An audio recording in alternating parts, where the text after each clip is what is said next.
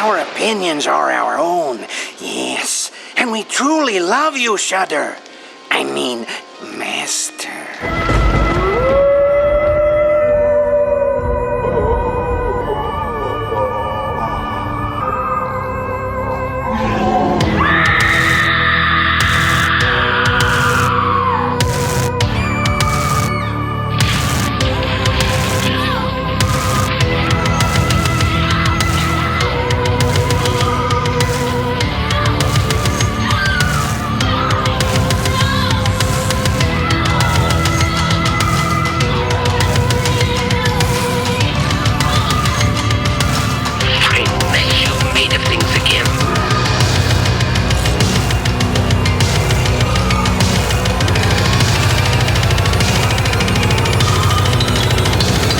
Boys, we did it. We did it. We're in a new year. Oh my God, we are in a new year. What did we do? We made it. We made it. We made it. We made it. We made it.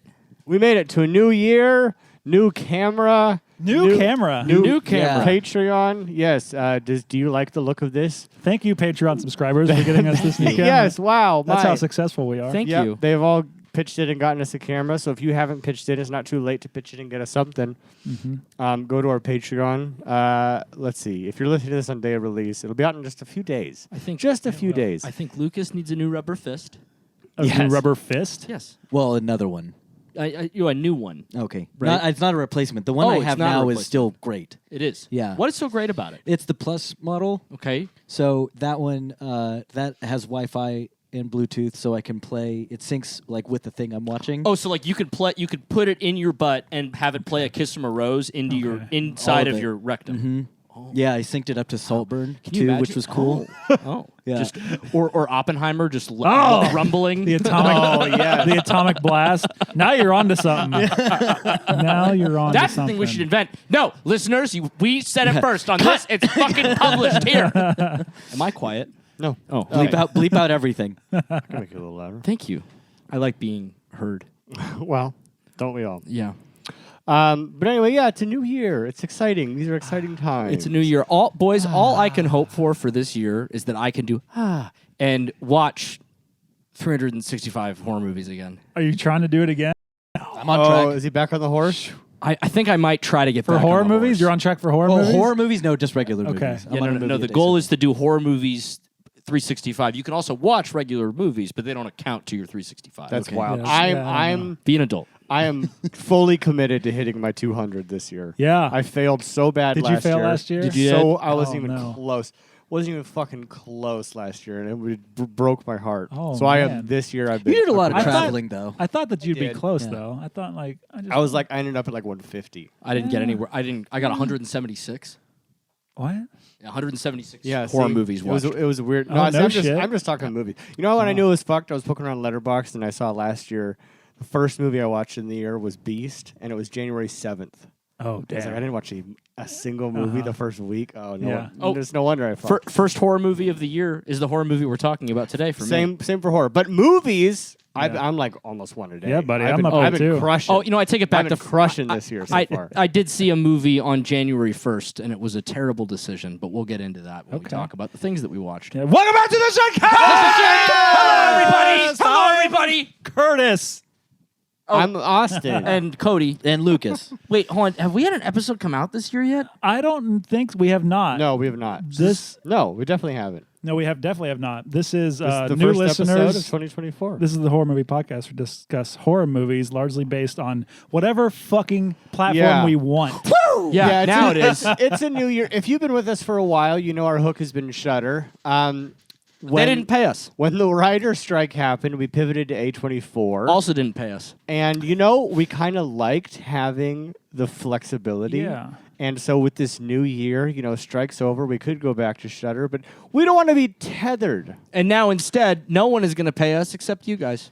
We Correct. shall not be bound But to the shutter shackles any longer. if Shudder decides to pay us, we're going straight back. So You'll fast. never So hear about a fast. non-Shudder Fucking movie whiplash. again. Yeah, now You're we're playing gonna hard get- to get. Same thing with Arrow. Same thing with Arrow Player, Arrow Yeah. Video. If you want to pay us to talk about your service, We'll be the Gwilliam cast. You have Yeah, no so idea. fat. how quick would be the Gwilliam cast? God, dude. We all have Gwilliam shirts. That actually be a I actually don't have one. I got you. You all. didn't get yourself I yourself didn't get one? myself. What are you doing? I was running out of What was money. this gift That of the was- Magi shit? That was the one thing. That's the only thing I've ever put on in my house, and Jess was like, "No, I will not look at that for 12 hours or whatever." I ran the last of my budget that I spent was on those shirts, and I didn't have the money to buy myself one. We'll get you and one. because it was really important that I got you guys the severed penises too. That's true. And And yourself one.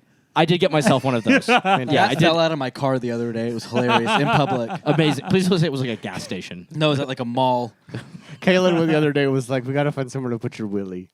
Your Willie? She kept calling it a willy, and I was like, that can go in the Halloween box. That doesn't need like, I don't need that like quickly and often. That can be put away." The That's gonna backfire. Yeah. No, I don't need it often, but I will need it quick. so It needs to be in reach. Oh, get it! We're going to go through our normal bullshit, and then we'll tell you how we're structuring our featured film watches from here on out. and we're We're really doing- excited about it. We are. This is I'm- pretty much. You know what? I'm so fucking excited about this. Yeah, I think The, it's fl- it was a the really new good idea. era, the new flexibility we have. Yeah. I think it's beautiful. I think it's gonna be great. We tried hard. We went hard. We pitched. Mm-hmm. We're like the Mets and Shohei Ohtani.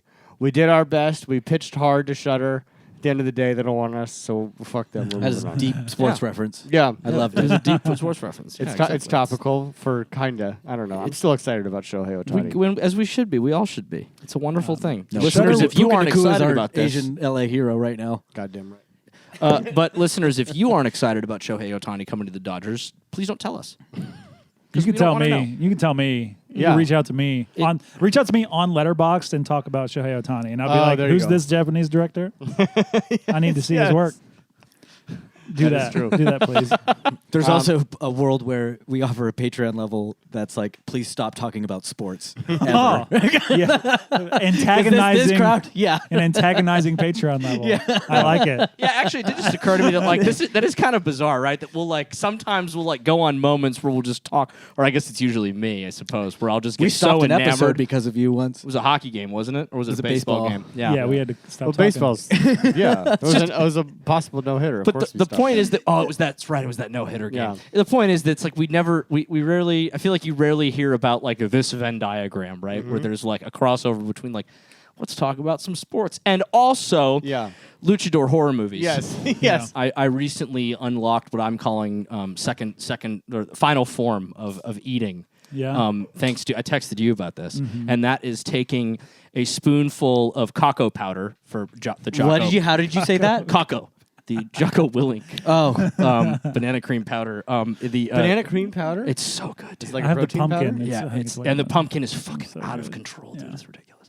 But you pour a scoop of that into like a cup of TJ's Greek yogurt. Fuck yeah. My lord, It's so good. whole heart. Having said that, I learned something else, and that's that the banana cream powder from Kako, Maddie loathes the smell. Did Really? not know this. This is brand new information for me. Apparently, she has to. The reason that she always, I've always honestly wondered why, like, she would enter the kitchen and then exit the kitchen immediately when I was making my recovery shakes. And I always thought it was like just because it was disgusting her that I was making. or she has recovery female shakes. agency to go in and out of her kitchen whenever she wants. Did that It thought was cross your mind? distinct. It was like she'd walk in and immediately turn around. And now I know that it's because she hates the smell of the banana cocoa protein powder. That is interesting. Yeah. Wow. Well, sorry, Maddie, about this banana hell you have to live in. Banana hell. And Jocko, I know you're listening. Yep.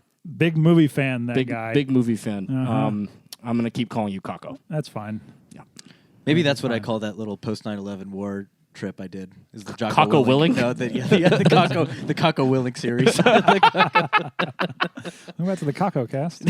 Yeah. Sorry about that swole cast interruption. Yeah, yeah. Well, one day, we still hadn't made the swole cast. No, we have I know. not. That was gonna be the Summer's hot coming tub. up. Yeah. Maybe that'll be the summer all- thing. yeah. yeah. That's going to be our summer programming is going to be hunky boys in a hot tub. yeah. Which will lead into our Iron Claw group Halloween costumes. No. Oh fuck. Fuck yeah. No. No. That'd be a good. We'll get 'cause into it. with the hot tub. We could have like different. We could have guests. Like Kaylin could be a guest. Yeah. My wife Yeah. is a fitness trainer. Different fitness guests, friends. Yeah. who Aaron are- Rodgers, you're not invited. Absolutely not. What- Never. What did Aaron Rodgers do? He's What always did been he said fucking something caught. stupid. What did he say? About Kimmel. He implied for no reason. That's right. That's that right. I Jimmy heard about Kimmel this. was like on Yeah. Epstein's plate, Yeah. and Kimmel was like, "Fuck you." Don't didn't do Kimmel that. sue him? He's threatened to. He said, Yeah. "Don't fucking do that ever again." Someone tweeted that Jimmy Kimmel's going to be the highest paid New York Jets quarterback of all time. Love that. More sports. Sorry. Wow. Okay, Oh, we're wow. moving away from sports. Yeah, we're and- dating the episode. Yeah, Should how many listeners do you think we just lost in the last 3.5 minutes? Well, we'll probably cut it. A healthy Yeah, amount of that. we'll see. Probably gets We'll cut. see. There's some guns, creatine, Guns are fine. Coco Willink. It's a How lot. about the, It's a the lot. lack of We horror are- at the Golden Globes? We are bleeding heart Southern California liberals. Woo! Yes, that's With 1,000% guns. accurate. With guns. Goddamn right. His guns are awesome. I just think it should be harder to buy them. It should be very hard to buy them. It's a very simple, Very nuts how very easy it is to simple buy place. them. I live in my brain. I love them. I want them. I want them to be very hard to buy. But it'd make it impossible and maybe ban most of them. Yep. Correct. We don't need to talk about that, though. Anyway. Moving on. Do you disagree? Message us at the Shudcast, at Shudcast, on everything except TikTok at the Shudcast, because we forgot our password and we made a new account. And I still believe that all opinions are beautiful, but I will probably fight you on that one. I would venture to say that the box office success of John Wick says that everyone kind of likes guns to a degree. Hell True. yeah. Yeah. You know, Very true. so They're if you're objectively out there, cool. yeah. If you're out there going like I don't like guns, and you watch John Wick, then Yeah. go fuck yourself. It's kind of true. A little true. So anyway, it's a new year. We're on our new bullshit. Some same bullshit, some new bullshit. I think the only thing that is changing is just sort of how we call our movies, but everything Yeah. else will be identical. And it also leaves it open for you, listener, to throw some recommendations in there. Yeah, you can recommend anything, and we'll watch it. We'll probably watch it. We're desperate for your approval. It's true. You no longer have to pick movies on Shudder to have us watch. Having said that, if you come to us and you're like, please watch Scream, we'll probably say yes. We'll do Oh, Scream. Yeah. okay. Yeah. If you come to us and you say, please watch The Exorcist, yeah, we'll probably say yes. Okay. Yeah. If you come to us and you say, please watch Halloween, we're gonna be like, go back and listen to another fucking episode. Correct. We did that Smart. one. Well, Go you listen have to it. done It's it. awesome. Yeah, go back and look through our stuff before you. But I mean, we do anything for the right amount of money. 100%. Yeah, we'll redo it. That's accurate. or to gain a listener. Mm-hmm. $30, we'll redo our Halloween episode. Do we still feel like the listeners are telling their friends about us? Or I remember seeing that there was kind of like a nice little We have growth. arching. Yeah, does January is that. always tough. Yeah. Okay. Yeah. But it's like it- you look Yeah. year over year. You zoom out. It's Y- it's growth. The YOY looks good. YOY is good. I love We're that. up like 30. You got an ROI and my YOI. I had that one. Return on your Brazil. return on investment I year over like year. this business, Curtis. Yeah. Did you go to business Button school? my shirt up. You got a degree in economics? Oh, I can't even button. He's so swole. Yeah, it's just So beautiful. And so swole. beautiful and swole. Yeah, The buttons oh. just pop off. I think about you when I'm running at Orange Theory.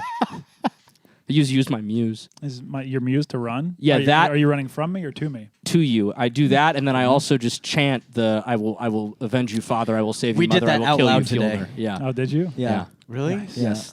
I- On the rower. You guys are too in sync. I don't like it. I had a Curtis doppelganger at my old Orange Theory. remember that. It was Big Gay Curtis. Big what? Gay Curtis. Big gay He was just a very gay version of Curtis. Really? Wait, Yeah. that's not me. He was beautiful and just, but like, So far, you've just described Curtis minus the sexual orientation yeah, part. exactly. That was Curtis the only wants to be difference. the big gay Curtis. I like it. What if I want it? I'm happy. You can have I'm it, buddy. jovial. I feel joy. I love colors. Me too. I saw the John Waters exhibit at the Academy Museum. Oh, how was that? Pretty cool. I It's have pretty not cool. I'm watched actually. enough of his stuff. I haven't either. I've only seen a handful. But we. I don't know that I've seen any. I got a gift that was a membership there, and Jess and I Museum? went. Yeah, Oh, cool. we went, and it was my first time I there. haven't been yet. It's pretty cool. It's pretty cool. Did you do an That acceptance theater's speech? bomb though. Did we do what? An acceptance speech? No, you have to do that. That's separate. You have to go and What? buy a different ticket for that. Ew. Oh, you, Yeah, you no. do an acceptance speech? Yeah, funny. Cute. It's a great idea. It's a great Have idea. you, a have you really been good to that idea. theater down there though? Oh, yeah, It's gorgeous. It's Really? It's Oh, cool. awesome. Yeah, Nice. we saw Pan's Labyrinth there. Yeah. What kind of camera kind of Yeah. stuff they showing? Everything. A lot of In, shit. They in a could- lot of formats? Oh, yeah. They Oh. do film, Oh, IMAX, nice. fucking IMAX, right? No. No IMAX, but they do film. They do everything, and Cool. It's like a big orb. One of the nicest theaters I've ever been in. It's gorgeous. The seats were incredible. Yeah. The leg room. It's My fantastic. God. It's no Vista. There's an argument Are to you visit kidding? Los Angeles. Those Leg who room? listen from account the country. Yeah. Hold on. Sorry. You need to just be quiet for a Okay. second. Oh, the leg room at the Yes. Vista is Yes. better than that theater. Yes. Really. 100%. I feel like I could play basketball in the middle of the Well, aisle. you can play football in this aisle. You can play rugby. And we're back to sports somehow. Okay. Let's go Rams! All right. Should we talk about what we watched this week? Yeah. Yeah. I'm happy to truncate some of my. Yeah. We haven't Big, talked big about the list. stuff we've watched because we skipped that on our year in review. Well, we skipped it, and Yes, please, Cole, boys. yeah, and it. I will call. Well, You too. You don't have to worry about me, babe. Oh, you didn't have much? No, dude. I've got. 1, 2, 3, 4, 5, 6, 5 horror movies. Horror-wise, I probably have Since like the last time we've And done I've that. got like I don't know, maybe a handful of Christmas movies. I mean, I could just I'll just do mine real quick. Have some overlaps, I think. Also, We do. Let's hear. Well, I'll run through mine real quick because I think I could probably do it in under a minute. okay. Get after it. We don't have that many. Anyway, go ahead. So I began by I had to travel to the lovely city of New York City, and This is not running through it, by the way. thank you. This is not. Okay, fine. This is not This a is like pen- when we'll you look go up a back recipe then. on the I was internet. gonna say it's not a Karen Pinterest recipe. Okay, we're gonna go back then and do the what's the opposite of a Karen Pinterest recipe? A Cliff's Notes. Cliff Notes. A Robert Reddit post. Oh, the Pinterest. Goddamn. The other day, Caleb was like, this soup looks good, make it. And I was like, fine. So I opened it, and it is. It's like, when I was a young girl, my abuelita, like, shut the fuck up! How much stock? Oregano! I hate that shit. Anyway, continue. I watched. I rewatched all of the Hobbit movies, Me too. which I know because you borrowed my set. Yeah. But the difference is that I watched the theatrical versions for the first time in I don't know since they were in theaters. Because you always watch the extended? Yes, And you do this often. every year, at least once a year. Okay. And Specifically, just the Hobbits, not Lord of the Rings. No, he right, sta- oh, he I don't know. stopped. I don't. Yeah, I don't go past the. I don't go past the Battle of the Five Armies. Yeah. Why do you need to? Why? What's the point? I'll tell you what the point is. The point is because of the best movies ever made are after that. I started watching the theatrical versions of the Lord of the Rings trilogy. I have not gotten past the Fellowship of the Ring yet.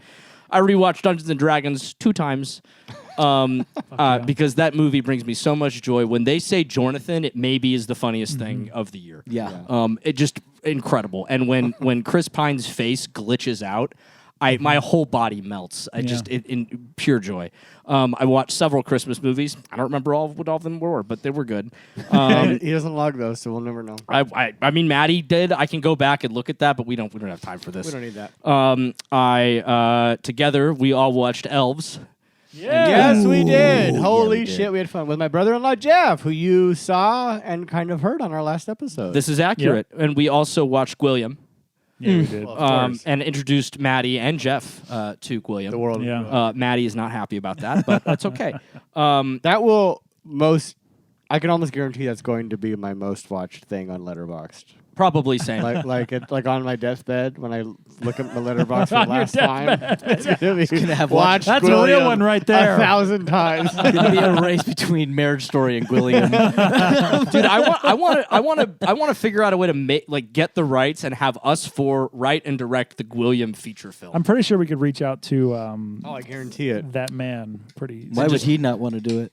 It's right. That's very true. He would, but He would. assuming he lets us, I think we could have a hell of a time. I want to do that so bad. It'd be so fun. He'd be like, "You could give me the $1 million to do it, and I'll let you Yeah. be a Like, part no, of it." we want to do it. And Precisely. actually, if You you, go get the could money. kick into us, can you pay us to make your thing? Yeah, just stand over there. Yeah. You'll get a credit, don't worry. I watched all of the Harry Potter movies. Yikes. Wow. Yeah, sorry. I told you, time doesn't exist here. That just came out of me. I watched all of the Harry Potter movies.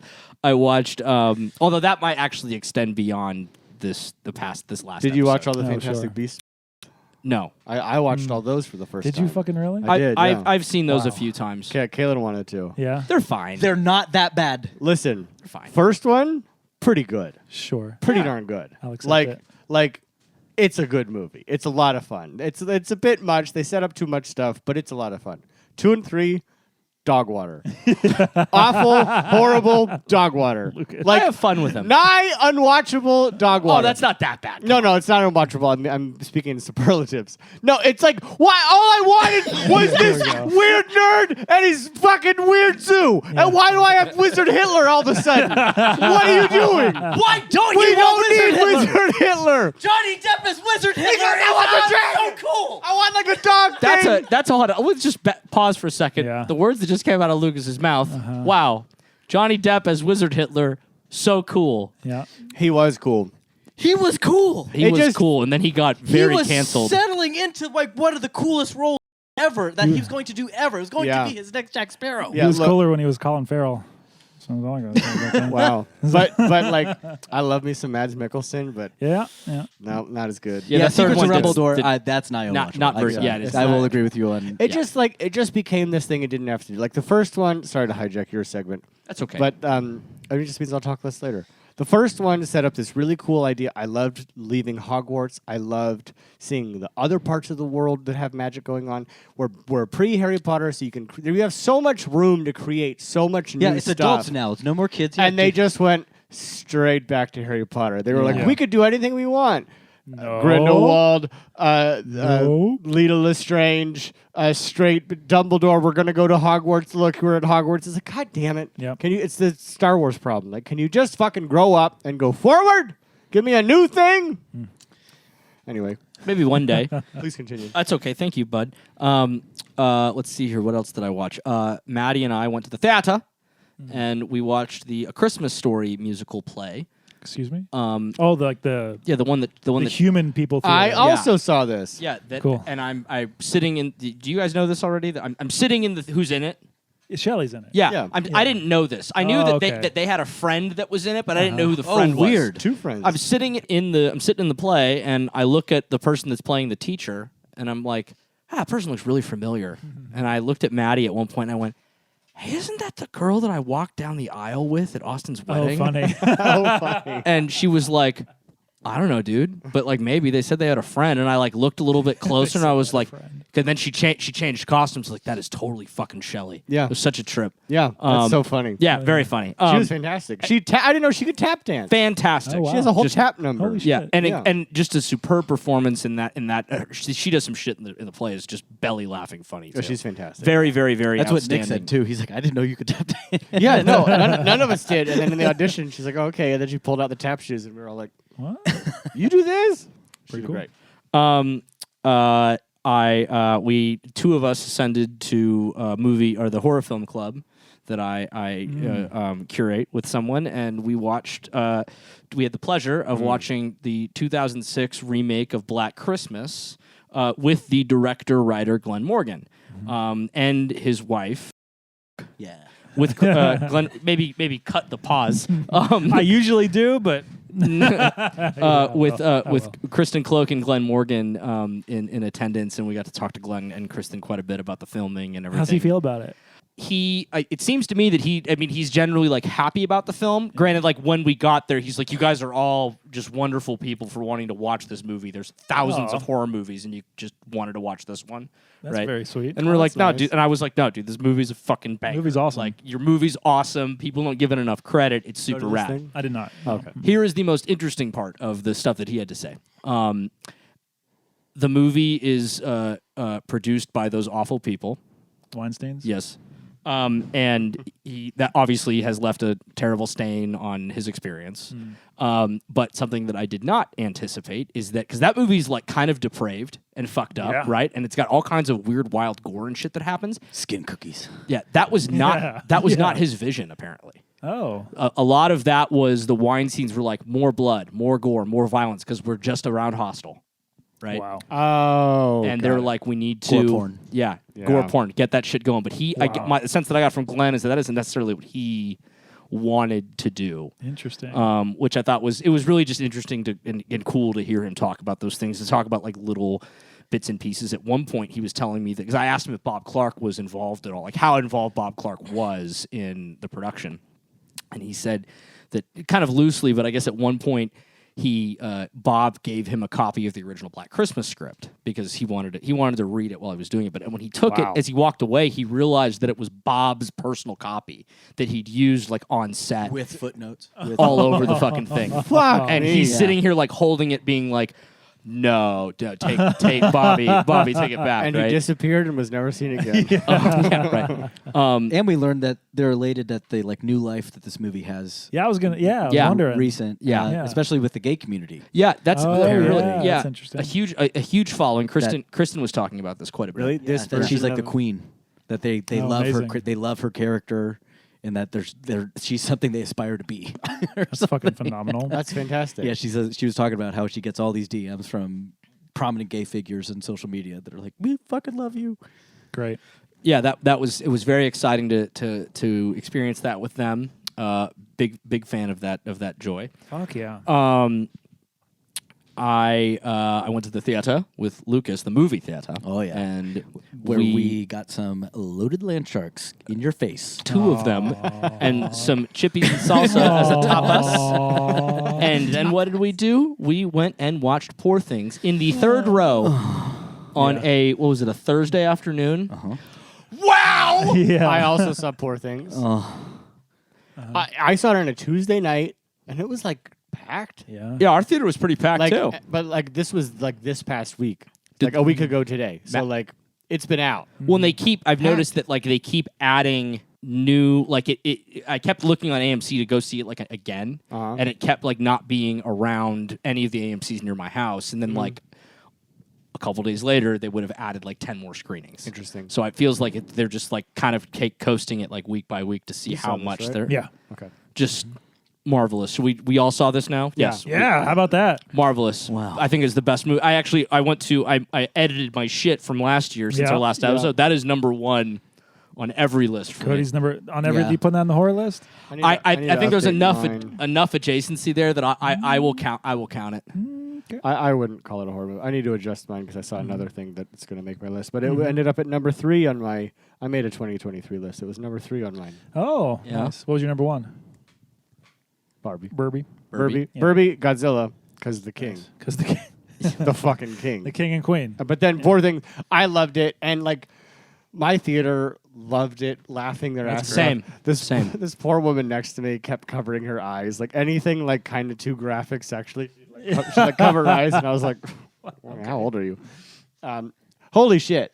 I think for me, I think it could have been trimmed down a little. I think it's a little bloated in ways it doesn't need to be, and I think that's only because as a comedy's really hard. Once you get past like 90 minutes, people are just kind of done laughing. It's hard, but I mean, the fucking like burp nonsense. Oh, with the bubble. Yeah. It's incredible. It's incredible. It's incredible. The acting is incredible. It's what a fun, weird thing that exists, and I'm just so glad that people are digging it and I honestly liking it. I only have one qualm with the movie. No Mark Ruffalo. You know, I really wanted Mark Ruffalo. Yeah. No, Mark Dongalo. There's probably not enough peen in the movie though, right? Did he Definitely not. Did he enough get pain. nominated? Mark Ruffalo? Yeah. Yeah, he did. He good. And he got robbed. Yeah, he did. Who got it? I don't remember. You watched someone it. who gave an excellent performance this year. In one ear out the other, bud. Robert Downey Jr. in Oppenheimer. Oh yes. Yeah. Oh, that's right. That's Yeah, right. that's I right. audibly started fucking yelling because that's course you insane. That's insane. He did a great job, Yeah. right? In that movie, he really did. I think I'd give it to him over Ruffalo. Bah! I liked what Ruffalo did, but it was so sticky.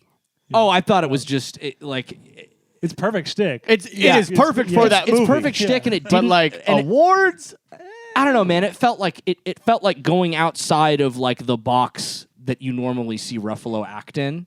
To me, whereas like Robert Downey Jr.'s performance was great, but it didn't feel like anything that was like, you know, showcasing like his skills. It just felt like he was just doing Downey Jr. I think it was one of those like you've been around a while and done a lot of stuff. Here's an awards. Oh, has he never won? Not to my knowledge. He's never won an Oscar. Oh, Yeah. okay. So I mean, this is a Golden Globe. Yeah, right. He Yeah, might it's a have Golden I Globe. think he won the Golden Globe for Chaplin.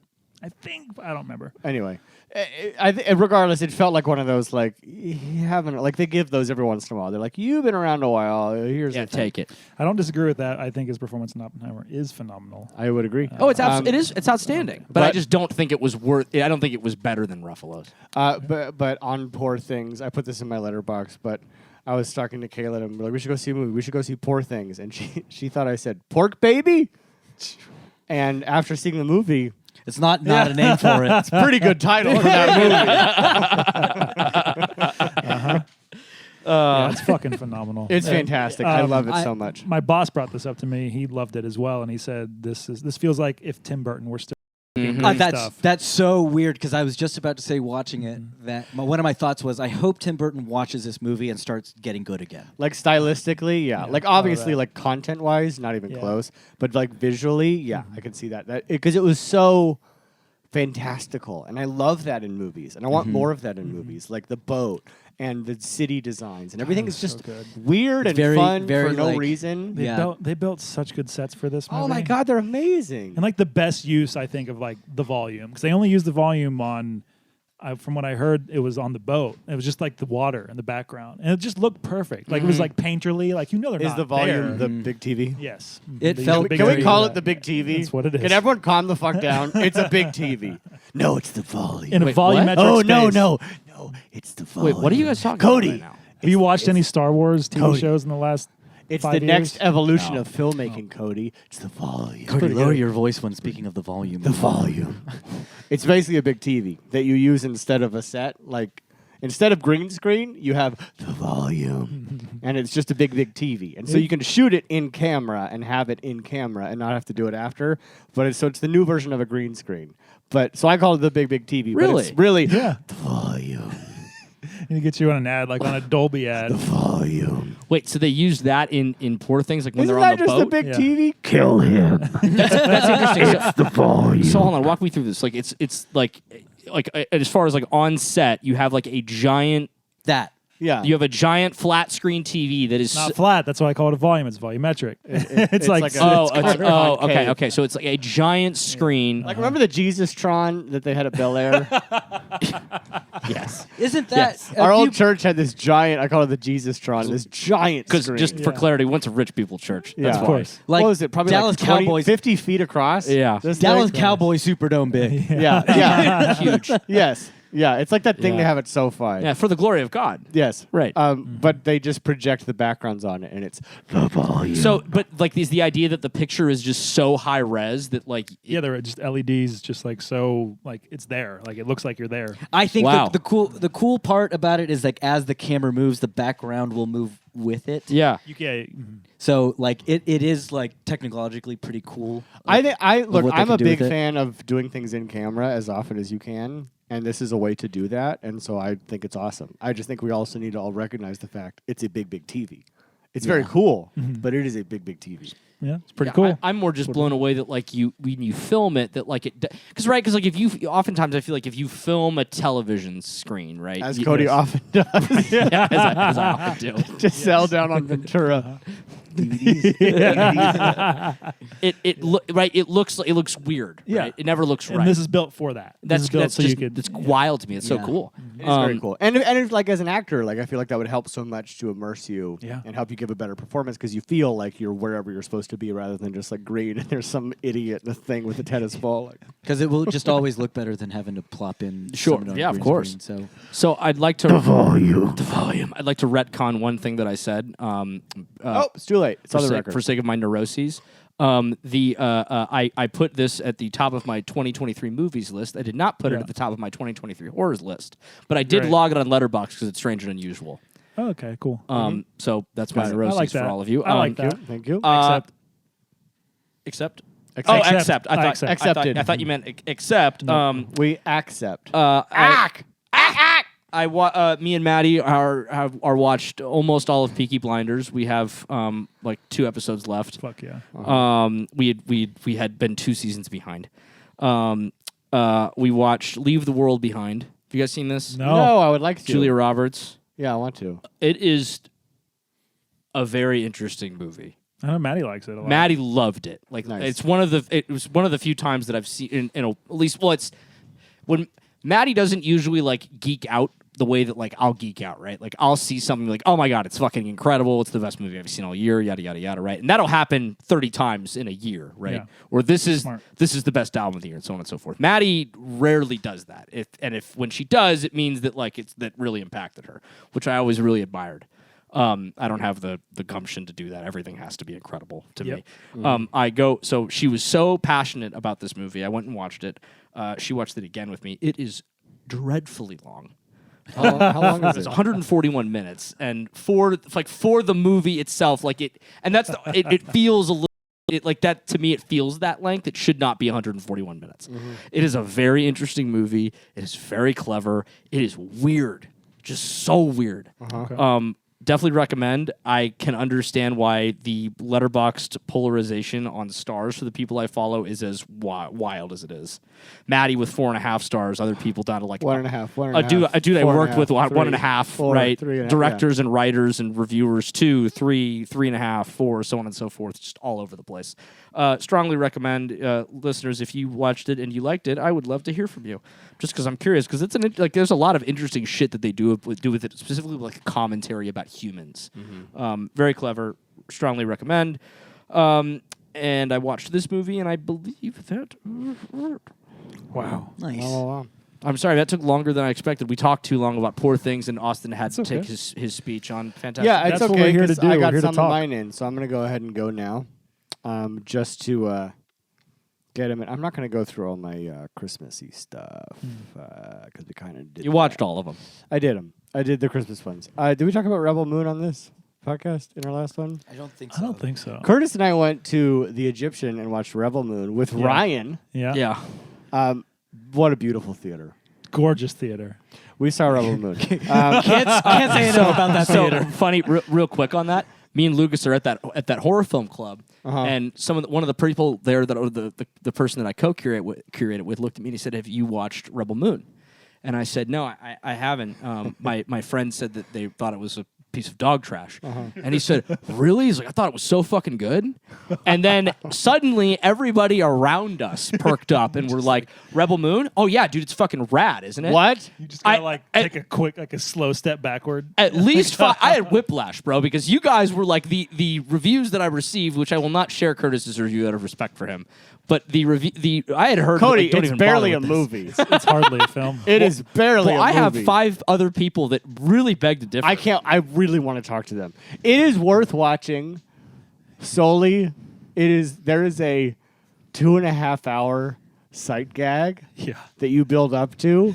That is, I just think about that sometimes when I'm driving around and I just cackle.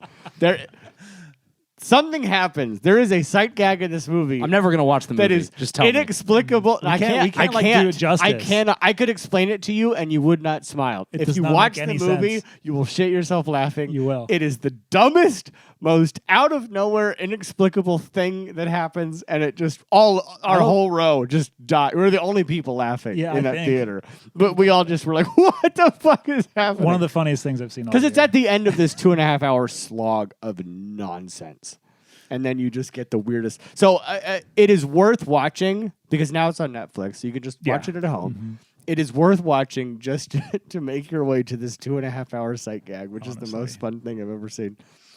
Yeah. So Christmas happened. And then New Year's Eve, we watched When Harry Met Sally. I have seen that as a kid. Same. And It that's is, all I know. it is a New Year's Eve movie. And Is it? Guys, it's a perfect. Oh, it fuck is- yeah. It's a 5-star perfect rom-com.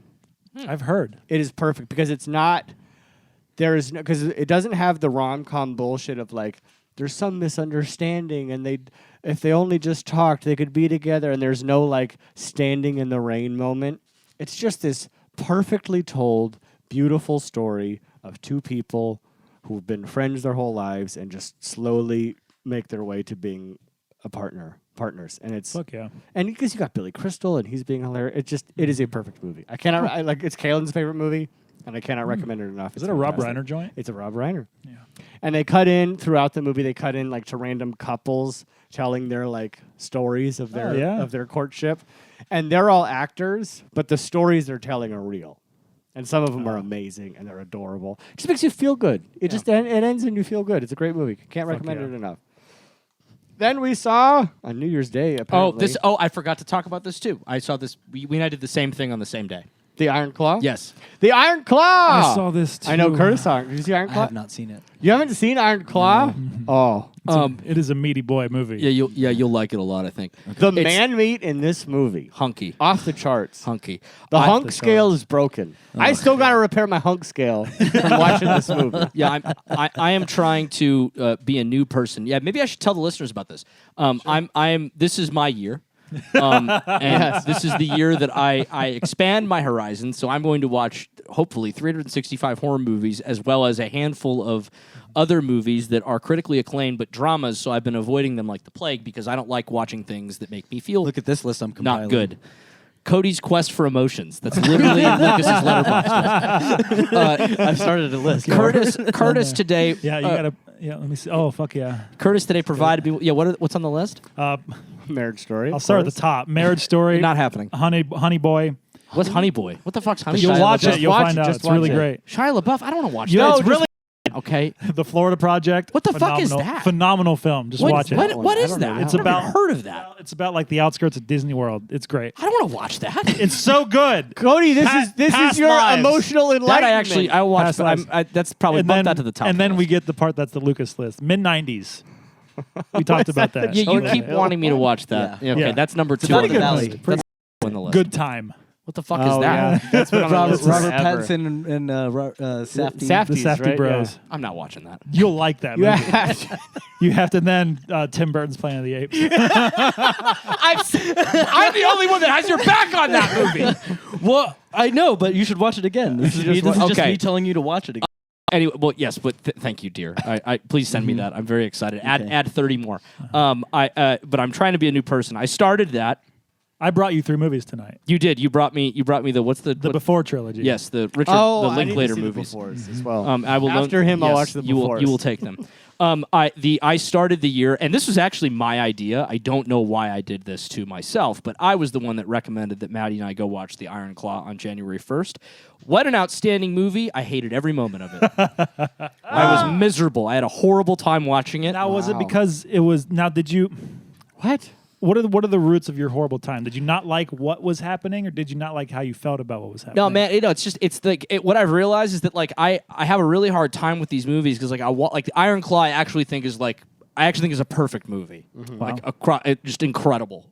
Further away I get from it, I'm like incredible, perfect movie. Right after the movie, I was so caught up in the fact that the whole time I watched it, I was like, I feel miserable. This is not making me feel good. I am not having a good time watching this. That is Cut fair. to our I'm- new sponsor, BetterHelp.com. I don't feel entertained by this. I just feel like I'm sitting in a movie theater for 2 hours and feeling not happy. Yeah. Just feeling Yeah, not that's what bummed. movies Just can do. fucking bummer. The That's breadth what of the movies can spectrum of do. emotion. They can make you think about stuff. Yeah, and feel stuff. yeah, no, that's Not fine. just joy. Yeah, it's fine. Just the cocaine mouse. Yeah. But the rat. what made me laugh is that like in the movie, because I had this thought, like I was like, this is crazy. Like I should be able, because I kept having to do this. Because something tragic would happen, I would throw my arms up in the air, and I'd look at Matt and he'd be like, should we go home to the dog? Yeah. And because I was miserable, acknowledging it was a great movie. But anyway, I had this moment where I was like, this is crazy. I have to stop acting like this. This is behavior that I can curb. I acknowledge and respect how good these things are. Why can't I have a good time watching these things, right? So I was like, I'm going to just shut the fuck up and try to like watch this in a different way and try to, see something different. It didn't work. It's very big of you. Mostly very big of you. Mostly miserable the whole time. But I had a moment where I was like, all right, so like let's just change the story a little bit. Let's make them all aliens. Right? Let's make them all aliens. They kind of are. Pro kind of wrestlers. They're already pro wrestlers. But hold on. Do you hold see on. Zac Efron's Hold body? on. That's not human. That's not. That's just Hold meat. hold on. Hear me out. Beautiful okay? meat. Hear me out. They're all. Let's just say that they're all Githyanki. Oh, okay. They're all Githyanki. I'm on board. All right. We'll say they're all Githyanki. They're too thick for Githyanki, but go ahead. Yeah. Just fucking hear me out for a Okay. second. They're all Gith warriors, and they're fighting D&D generally. Lazels, They're- Yankee. Oh, you start? Yeah. Great. Yeah. They're all Gith warriors. They're all fighting the Gith. They're all astral plane dragon riders. Continue. Right. And the tragedy happens that way, right? Like we'll just say that like these are like the legendary Gith warriors, and this is like their family version of that, right? Somehow I enjoy the fuck out of that movie. Sure. Right? Don't change the you beats. You just can't process the human side. It's too real. Yeah. What this I realized, is good for you. You need a lot more of this. I looked at Maddie and I was like, you know what I think I figured out? It's that like it's too real. And she went, that's a really good point. Because like you don't even, and this is true, I don't even like watching most horror movies that are like Hostel. Don't want to watch Hostel. I don't want to watch these usually kind Resurrection. of avoid. Rebecca, yes, exactly. Had Halloween Rebecca Hall. Rebecca Hall had a miserable time Tim watching. Roth. Had a miserable time watching that. It's just it's a miserable experience. It feels too real. I thought you meant Halloween Resurrection. on the other. Got it. Well, That's what I assumed. okay. He meant. No. The point being that like the closer that I get to reality in a movie, the less I'm enthralled by it because it feels too much. Fascinating. Yeah. Like Yeah. I can just life sucks anyway. Why do I want to like visit it in a movie theater? Right? I should go to these places to experience the things that find joy. And I immediately went, wait a minute. This is why I found myself in this situation for the last fucking 10 years. Shut up, idiot self. Yeah, this is very The good. lack, And then so I- it's the lack of escapism. Yes, exactly. The lack of escapism, I no longer care. So that's when but then I got home and promptly was like, guys, give me shit. Curtis, give me the Richard Linklater movies. Give me Richard Linklater. Yeah, we're gonna movies. break It's you so like a wild funny. stallion. It's so funny. Yeah. Oh, I love that. That's past very, lives is going to flatten you out on the ground, man. We got baby steps. Marriage Story comes in like 20 years. Yeah, that's This is very exciting. Yeah, very I'd love to see interesting. your artistic consumption growth. We're gonna check in. Guess what, guys? I'm gonna try to do one of these a week. So we're gonna be checking in each week Fantastic. on Cody's journey to not Emotional escapism. enlightenment. feelings. Humanism. Yeah, Yes. the humanism. Okay, Austin, I'm done did talking you now. like Iron Claw? I loved Iron Claw. I gave it 5 stars. I loved Iron. I That's think my it's- third favorite movie of the year. I think it's a perfect, wonderful movie. I think I had it at 4th, right behind Poor Things. There's a shot in that film that I think is the best shot of the year. Maybe Can you describe it in a way that doesn't spoil anything? Yeah. it's the wide of the ring, and all the brothers are in the ring after a match, and the dad's giving his speech. Oh, And yeah. then it turns. And Yeah. it stays wide. It just pushes in, and you Yeah. see it happen to each of the brothers. And it's really good. so Yeah. good. So good. Yeah. That movie's fantastic. It really is. And the dad, what's his name? That actor from Holt Creepshow McCallany. 2. Yeah. God damn, he's so good. He's so good. Everyone in that movie is just Holy shit, he is in phenomenal. Creepshow too. Yeah. I just think of him as the guy from Mindhunter. Yes. Yeah. Uh-huh. He's that, but he's in Creepshow 2. Wild. Iron Claw, phenomenal. I love that movie. Just for the listeners, who did we decide as each person? And Oh, who yeah. decided it? Lucas is Kevin. I think I came up with the list. Maddie Lucas said we agreed should with do it. whatever Kevin the list is was. Zac Efron? Efron. Yeah. Yeah. Yep. You are the bear. Yeah. Carrie. Carrie. Yeah. Carrie. You volunteered to be Mike. Yeah, I'm the not so bright one. And I'm David. Well, after the accident, or after it's fine. It's a true story. Yeah. By the doesn't- time I do you- get to this, I'll have forgotten everything. It is a true Just go story. watch it also. tomorrow. It is also a true story. All these things. Wow, that did was happen. easy. Yeah. Yep. It's a true story. All Is these it things still in happen. theaters? Yes. Yeah, it probably is. I'll make it a daytime thing. Well worth it. Go see it. Okay. Per things, watched American Symphony, the documentary about Oh, is that John good? Baptiste. It's good. It's a little scattered in that the movie doesn't really know what it wants to do. He's so hot right now. He is so hot He's right just. now. Did you guys hear his album from last year? Yes. It's incredible. I totally had written him off from the one song. I was like, this is just okay. It's The incredible. one song that was winning everything. The one that with the one he did with there's the one that he did with Lana Del Rey on his record, and there's the one that he did on with Lana Del Rey on her record. Yeah. I know it. There's a lot of glottal sound. Sorry.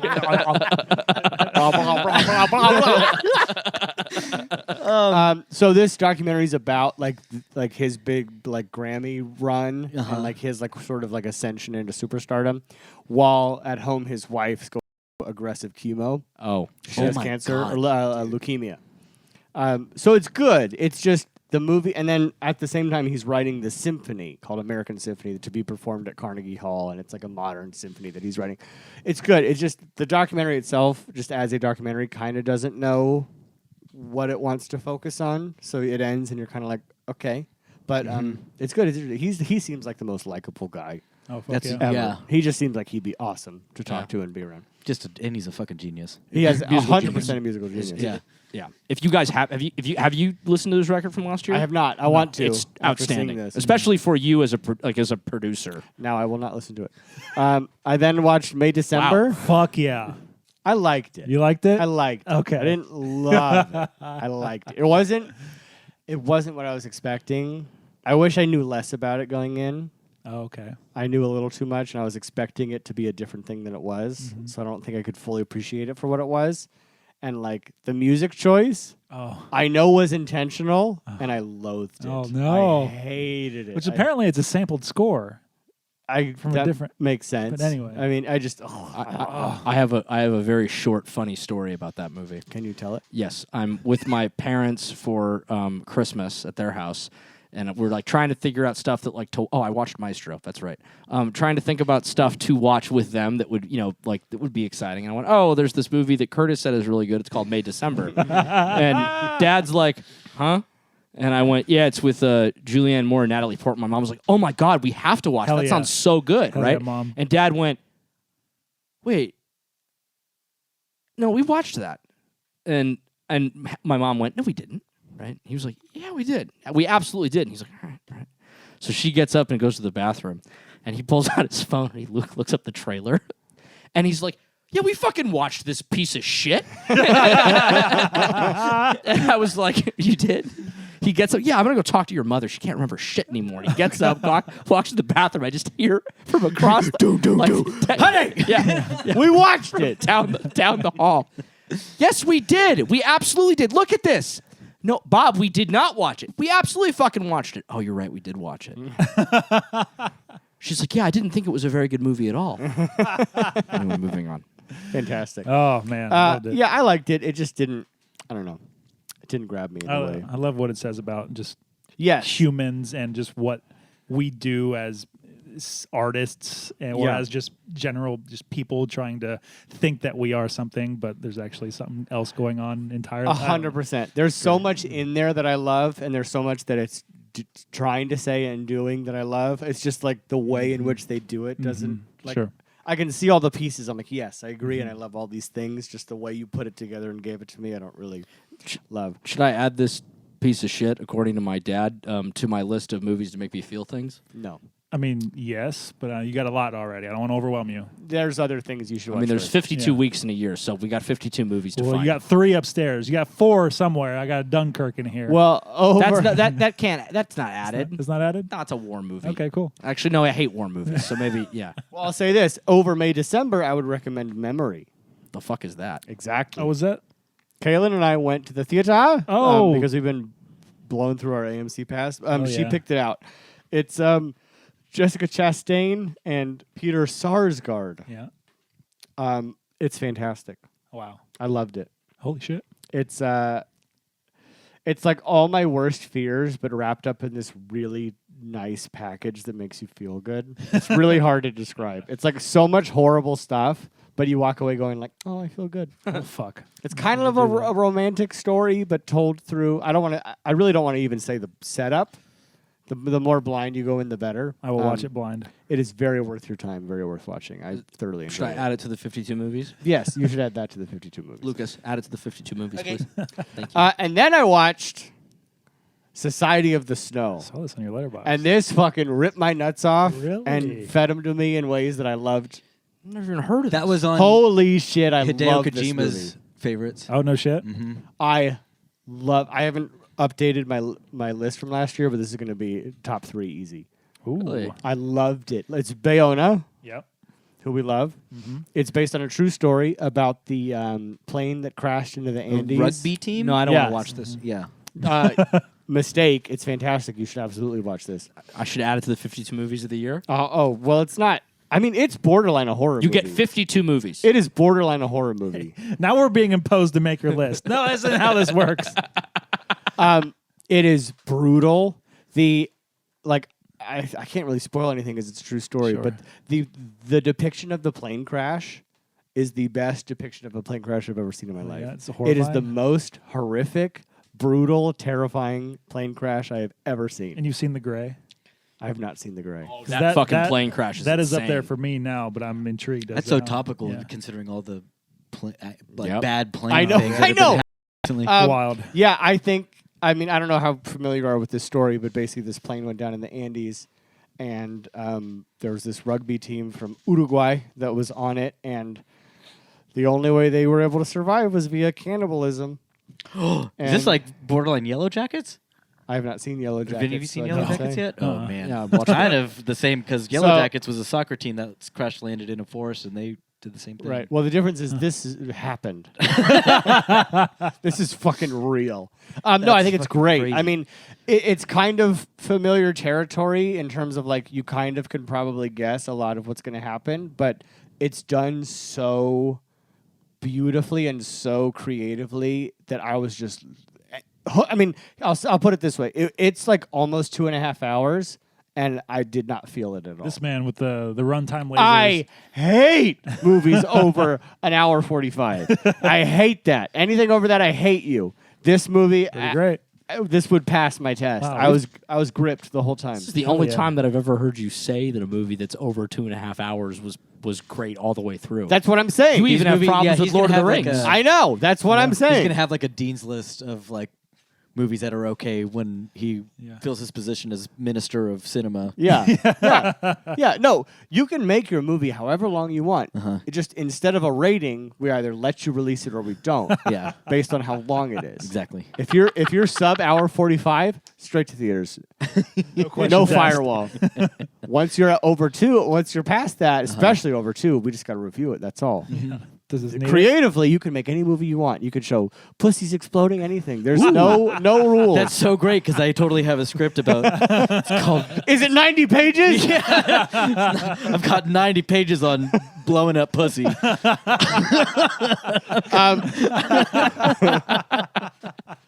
Society of the Snow. It's on Netflix. And he didn't even think to add an explosion yet. I cannot recommend that movie enough. I loved it. Bayona. What else has he done? I need to see more of his stuff. 'Cause he's a He horror made guy. the best Jurassic World Yes, he movie. did. I know that, but I know he did horror before that. He did The Orphanage. Okay, I haven't seen that. I need to see his other stuff. Fuck, dude. Oh, this is that guy? Yeah. Oh, Yeah. shit. Okay. And you can feel his horror roots in some of Oh, this then I'll shit, watch 'cause that. You can is- take it off Cody's the list. back in. It is aggressive. You can take it off the list. I didn't put it on the list. Oh, okay. He knew you'd get there. Yeah. Yeah. Memory's on there. You want a memory on there. Memory, yeah, that's a good feeling things movie. What? Why are you laughing at me? You're gonna cry by the end of this year. I swear to God. Excuse me. I cry in The Northman every time I watch it. All right, let me swing through some of the shit that I watched. I do want to mention I saw a film called There's Something in the Barn. It was something that we brought up in our holiday episode. Yes, I did not Yeah, see and it. I kept trying to sit down to watch it. Never good. Never May- good. maybe next Great year. time. Had Yeah. a great time with it. Definitely worth it. What else? I watched a comedy special. Who's? I watched Baby J. Oh, dude, great. Pretty one's good. that? So good. Oh, Pretty good. I liked I it. saw him do that at the bowl. Oh, no shit. yeah. That show? John Mulaney. Oh, John Yeah. Mulaney post rehab. Post rehab, Real good stuff. very good. I watched The Conference. Almost made my year-end horror list. He It's just won an Netflix. Emmy for Baby J. Sorry to interrupt. Oh, yeah, he did. Yesterday he won an Emmy for that. Yeah. Yep. Deserved. Yeah, well deserved. Good time. Very good. The Conference is a Swedish horror movie about a weird little company going on company holiday, and there's a slasher that's out knocking people off for reasons, and it's really fucking good, really fucking funny. It almost made my year-end list, but it didn't. That's that story. Nice. I watched Cody. You watched Dungeons and Dragons a couple times. I rewatched that and the 2000 movie. oh God. Hell yeah. Bad movie. Jess had been trying to get me to watch this for a while. That movie sits in my bones because I saw it at just the right age. I know it's terrible, but I just like I need it. Have you seen the behind the scenes of Jeremy Irons? No. His thing went around on Twitter like a while back, but it's like him doing his like big wizard whatever he's doing. big. And it's a behind the scenes thing, and he's like doing it, and then they're like, cut, and he just drops and just walks off, just like you just see him like fuck. But he's good in it. He's he knows, great. He knows he's in a bad He thing. knows he's in a Yeah. shit movie. He's just like And Jess apologized to me after we watched it. She's like, I've been telling people for years that movie's good, and I was so very oh, wrong. it's definitely not good. Tain't good. Tain't Tell you good. what, when did it come out? What year? 2000. So fucking 10-year-old Austin in the theater. Yeah. loved it. Yeah, Marlon Wayans doing shtick. Yeah, good time. Dragons and shit. Yeah, There's a beholder in there, right? Maybe not. I don't know. I honestly can't remember, and I just watched it. Well, I went to the theater and finished out the DCEU. I watched Aquaman: The Lost Kingdom. oh, good for you. It is now finished. Patrick Wilson. Look, I love the first Aquaman. I love it. We know. Love it. James Wan not made a bad film. Asterisk. I kept looking at Maddie being like, can we go watch Aquaman? And she was like, you can. Because You know also what's mentioned. weird? Even Kaylin, like, because she's like been on this movie. She's like, we got to get value out of our movie pass. Hell yeah. So that's why we've been to the theater 3 times this year. Yeah. Aquaman was never on the radar. Like, she picked out Memory, and Aquaman's sitting right there. I'm amazed she didn't pick it. I wanted to go. There's still good shit in it. Like you can tell James. Look, no fault of basically anyone making this film. It was a DOA. It's the system has moved on. Whatever. There's cool shit in it, and that's what makes it more infuriating. Because like cool shit for why, in service of what, Right. and it just feels like a waste. Patrick Wilson, unimpeachable. You also mentioned our boy Jason Momoa is no longer acting. Momoa's not playing Aquaman in this film. He's playing. He's doing himself. He's playing Mason Jojoa. I have determined. Goodbye. I watched Asteroid City because I was catching up on some stuff. Oh, how was that? Really fucking good. I really want to see that. It hit me really strange. I don't know how I feel about it, though I will rewatch it. But I liked it. I need to watch it. Wes Anderson's That was very hit or miss for me. Big Yeah. no for me. Big no? Big You no. saw it? You didn't like Yeah, it? no. Oh, interesting. Speaking of, I watched Saltburn. Let's turn these tables. Gorgeous film. Barry Keoghan, unimpeachable. Rosamund Pike, unimpeachable. The cast, everyone in it is doing a fantastic job. I heard there's berry peen in it. There's Barry Peen in it. I was left What minute? the last 3. Really? Yeah, it's flapping. The last 3 minutes of the movie, Yes. there's just berry peen flapping around. Watch the movie, Yeah. man. Yeah. I'll watch it. I'll I wanna get see there. Yeah. We got a lot to do. Adding it. The movie hinges on a big twist that made me question why it took its path to get there. I don't think it was as baked as it could have been. It was long. That's what I'll say. Lucas, say your piece. I think it is a very well made, well acted, fun little like. How do you put it? It's not. It harkens back to those like. It's not quite a whodunit, but like it is, because I don't know. Like people were pulling different things from this movie. People don't like it because it's predictable. Like some people say it's predictable. I'm like, well, yeah, but it was still cool. Like I think the way it got there was a ton of fun, and the moments that this movie has are going to make you shit your pants because they will. I mean, Are you talking to me right now? Yes. Oh, okay. Sorry, I thought you were talking like generally. No. I think the moments, No, the moments, shitting pants is only you. This Thank you. movie has, I think, very long-lasting, iconic movie moments that people are going to be talking about for decades. I mean, 3 minutes of berry peen. Wow. I mean, there's more. More than 3 minutes of Yeah. Barry Peen? I heard there's lots of peen in the movie.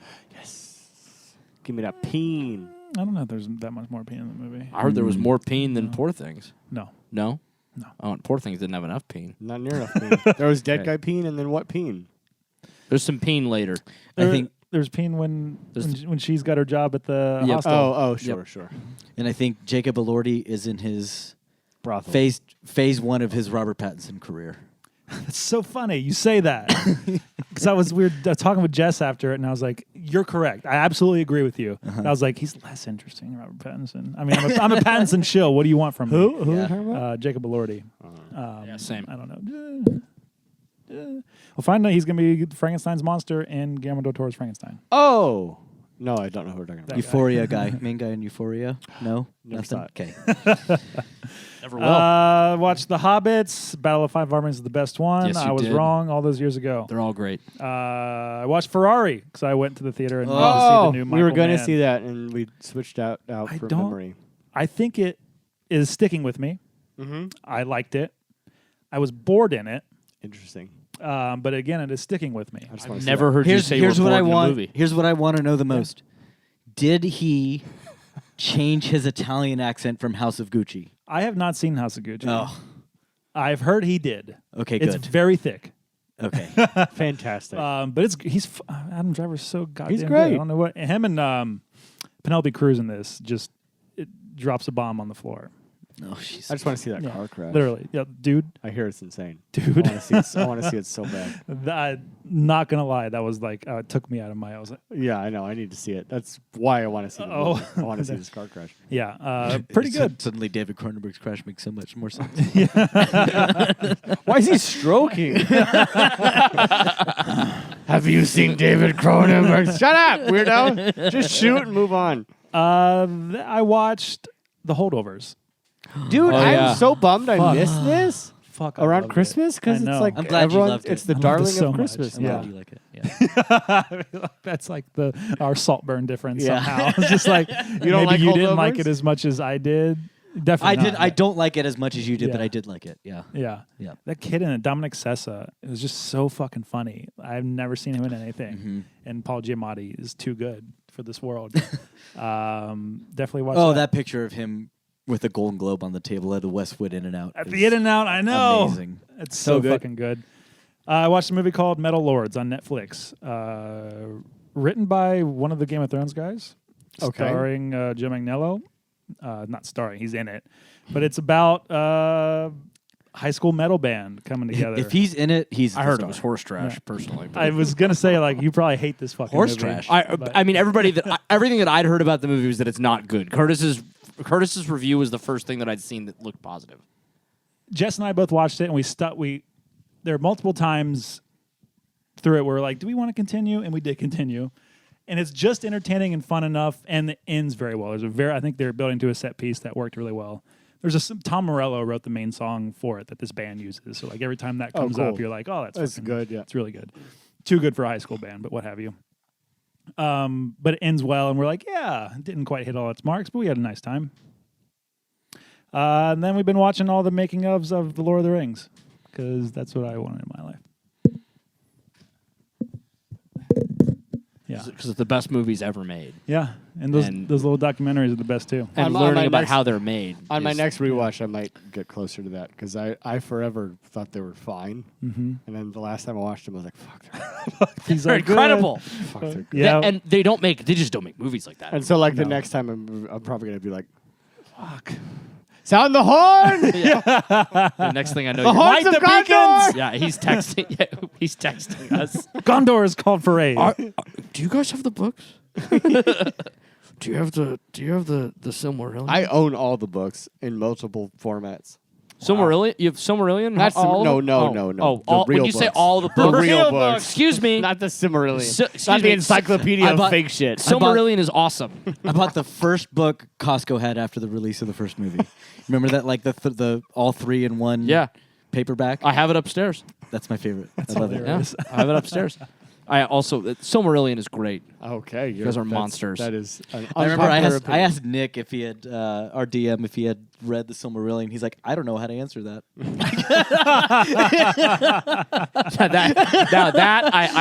I understand. That's the right answer. That really is the right answer. Because it's not reading it is like you need to have a computer open while you're reading it. Yeah. So that you can decide. Anyway, moving on. I love that in books.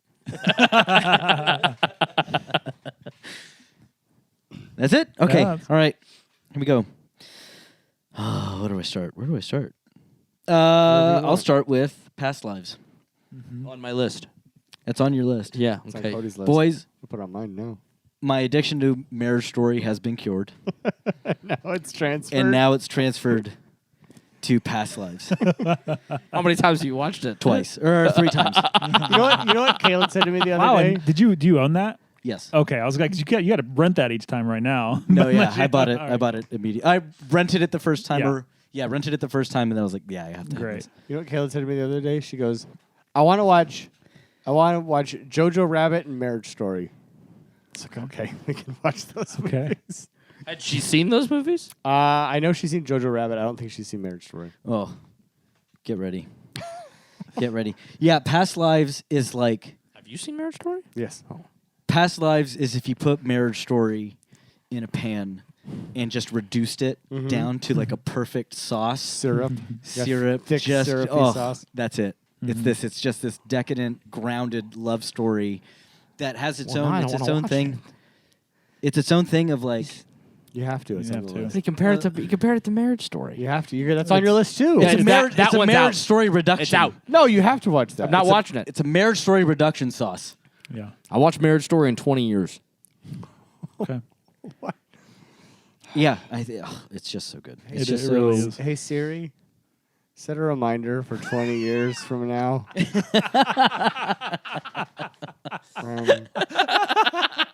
Let's see, 24. We need 44. You're actually doing this. Yeah. Oh, I went too far. 56. You're with us on January 1st, We'll still be reasonably 2024. young. And you'll still have an iPhone. Of course I will. I'm so baked into this ecosystem. Are you kidding? Yeah. Same. Today is the 9th. January 9th, 2044. We'll still be doing this podcast. Cody will watch Marriage Story. Is that the farthest ahead in your calendar of anything that's not repeating? Yeah. I don't know. You very quickly were like 20 years. Set the reminder. Who knows what you have? I love that you actually did it.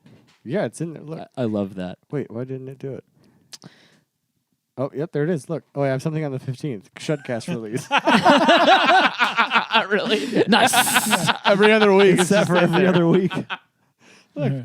That's It's great. a Saturday. Okay. So that's perfect. You'll have the whole day. Yeah. You can send your kids home or wherever they go and watch whatever they do. Send my kids home. I don't know. What You're kids already do. anticipating that I'm divorced. Oh. I didn't think of it that way. But that is perfect time to watch Marriage Story. Oh, Jesus. Send your kids to Maddie's. Yeah, and- you That's why I don't want to watch You it. send them back to Maddie's and watch Marriage All Story. right, Lucas, what else you got? I came home high on cocaine one day and put on Renfield, and that worked. That worked. I watched Saltburn. We talked about that already. I watched Poor Things with Cody. Wonderful, amazing. I loved it. Pork baby. Pork Baby. New Year's Day. Now we're on New Year's Day. Fellowship of the Ring Extended Edition. Yeah. Best movie ever made. Oh, January you gave an earnest 22nd. one. Two Towers Extended Edition. Best movie. That's the one that sticks in my brain the most. Is me. January 3rd, Return of the King Extended Edition. Best movie ever made. These are the best movies ever made. Well, the Northman goes in there. And then These are the best movies ever made. The Northman. Best movie ever made. Moving on. I don't want it. I didn't offer it. Okay. We didn't take it. January 4th, I watched Bone Tomahawk. Yeah. What a Ugh. movie. I still Had haven't you seen that before? I had seen it before Okay. a long time ago. Really? No. Escaped my memory that Sig Haig was in it, and I cried. Oh Yeah. yeah. Talk about a long movie. It's It long, breaks your isn't it? rule. Oh no. Yeah, All it's that it's great. guy's movies breaks that rule. It does, but they're all great. Mm. I like them all. Craig Zoller. Yeah. Yeah, he's an E-Lord. Oh, if is that you ever Kurt heard Russell? one. Yeah, Patrick Wilson. Oh. Oh yeah, Bone Tomahawk is a fucking Oh. like. It's funny. The first time I saw that, I did not like it. Really? No, I really didn't. That was like my it. first ever Beyond Fest screening. Oh really? Yeah. I Really? went to that Oh, that's Beyond cool. Fest. Yeah. That still of Kurt Russell is amazing. Which one? And at Oh, that yeah. the Lord, Beyond yeah. Fest screening, Tarantino was there Oh because cool. they were gonna shoot Hateful Eight, and he was very interested in seeing Kurt Russell with a fucking mutton chop or whatever, Oh, and he would laugh at everything Kurt Russell said. You could tell it was just him my God. laughing. I was gonna say. I mean, anyway. watching this again, I'm like, that's Kurt Russell from Hateful Eight in this Yeah, movie. Uh-huh. It's great. Yeah. Keep. He did Um, a Puppet Master. He did The Littlest He Reich. wrote it. Okay. Oh, the Littlest yes, Reich. he Yeah, wrote- he wrote that The and Littlest Reich. that's actually kind of a fucking good Puppet Master movie. It's ridiculous. Keep going. I watched John Wick 1. The first 30 minutes are perfect. Yeah. That is perfect movie making. Mm-hmm. Oh my God. And I spearheaded a little movie club with my D&D crew, and everyone out here is invited to any of these things. And I picked 3 movies. Oh. The first one I wanted to be kind of a people pleaser, and at the table 2 days prior, no one had seen it, and everyone said they wanted to see it, so I picked Saltburn, and they loved it. Hell yeah. And then I felt compelled to spread the joy of BKO Bangkok Knockout. Yes. BKO! And oh my god. And oh my god. He sent me a video of them watching Really? the cage fight. Oh, The cage Everyone fight goes crap. screaming. Yeah. it's so sick. It's so good. And we watched, and I made them watch Frankenhooker. How did that Fuck go? Did yeah. they like it? They laughed their asses Good. off. Yeah. 'cause Hell yeah. It's so incredible. funny. It's perfect. Yeah, it's movie. fantastic. great. It's so funny. And I think maybe the poignancy of the message of that movie was a little lost on them, but The subtext of the subtext, Frankenhooker yeah. wasn't. I know. I was like, guys, why it's my favorite? It's smart. Also, they're like, yeah, okay, all right, man. No, it is. It's Let's do brilliant. the Shudcast. Yeah. There's a whole episode on that. Whole episode. Oh, that was a lot faster, and that's it. That's it. Wow. And then Fuck tonight's yeah. movie. You watched a lot of stuff. I did. Did you watch anything else? No. Like any Gates? No, I mean, I didn't. already know what's I didn't going on. watch it. I looked away from it though to make sure no one passed it. It's like he's like a dog and you just said greenie. Staring. What I know is- what's happening. Yeah, 'cause I do.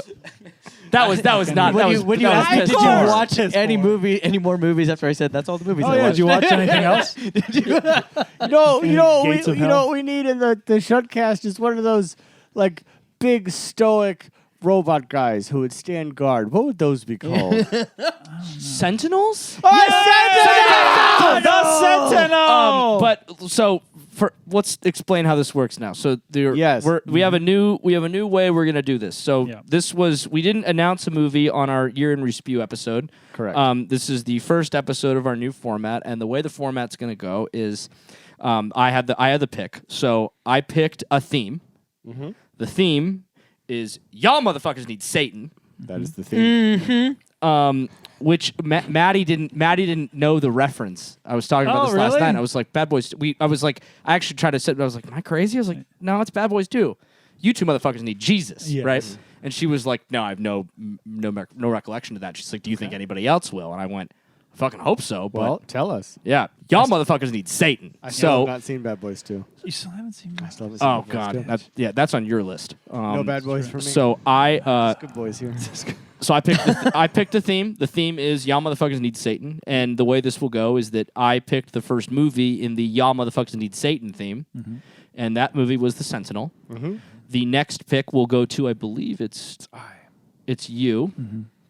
Curtis will pick the second movie in the Y'all Motherfuckers Need Satan. Lucas will then go. Austin will then go. And then after we've watched all four movies, all four picks from that theme, it will shift to the next person in line, which will be Curtis. He will pick the theme in the first movie. Yep, that's what we're doing. That's what we're And doing now. so forth. And so on and so forth, going forward. Henceforth, this is how the show goes until Arrow, Until- Shudder. For at least 4 months. Until Until we 24. sell our Yeah. souls to some network. Yes. Until someone pays us, that's what we do now. We Yes. pick a theme, and we each pick a movie in that theme, and we discuss it. And the themes will always be clever. I think it's fun and exciting. Yes. What do you guys I like think? it. Let us know. Love it. Love it so So much. first I up, like it too. I like it. first up in this theme The is Sentinel. The Sentinel. 1977. 1977. I'll go second. First. Third. So Austin's I'm caboodling. Who? Oh, good. I'm gonna have a lot of exposition. Yep, Because yep. that's where all the exposition. Yep, happened. you will. You guys ready for it? First shutdown, 2024. 3, 2, up. There's a model. She's dating the voice of Jack Skellington, but they lived together. They saw each other after they got in the hospital. Then she decides that she wants to move out and get her own place. She starts looking at apartments. A couple of them fall through. She finds a place that she thinks is interesting. She starts moving in.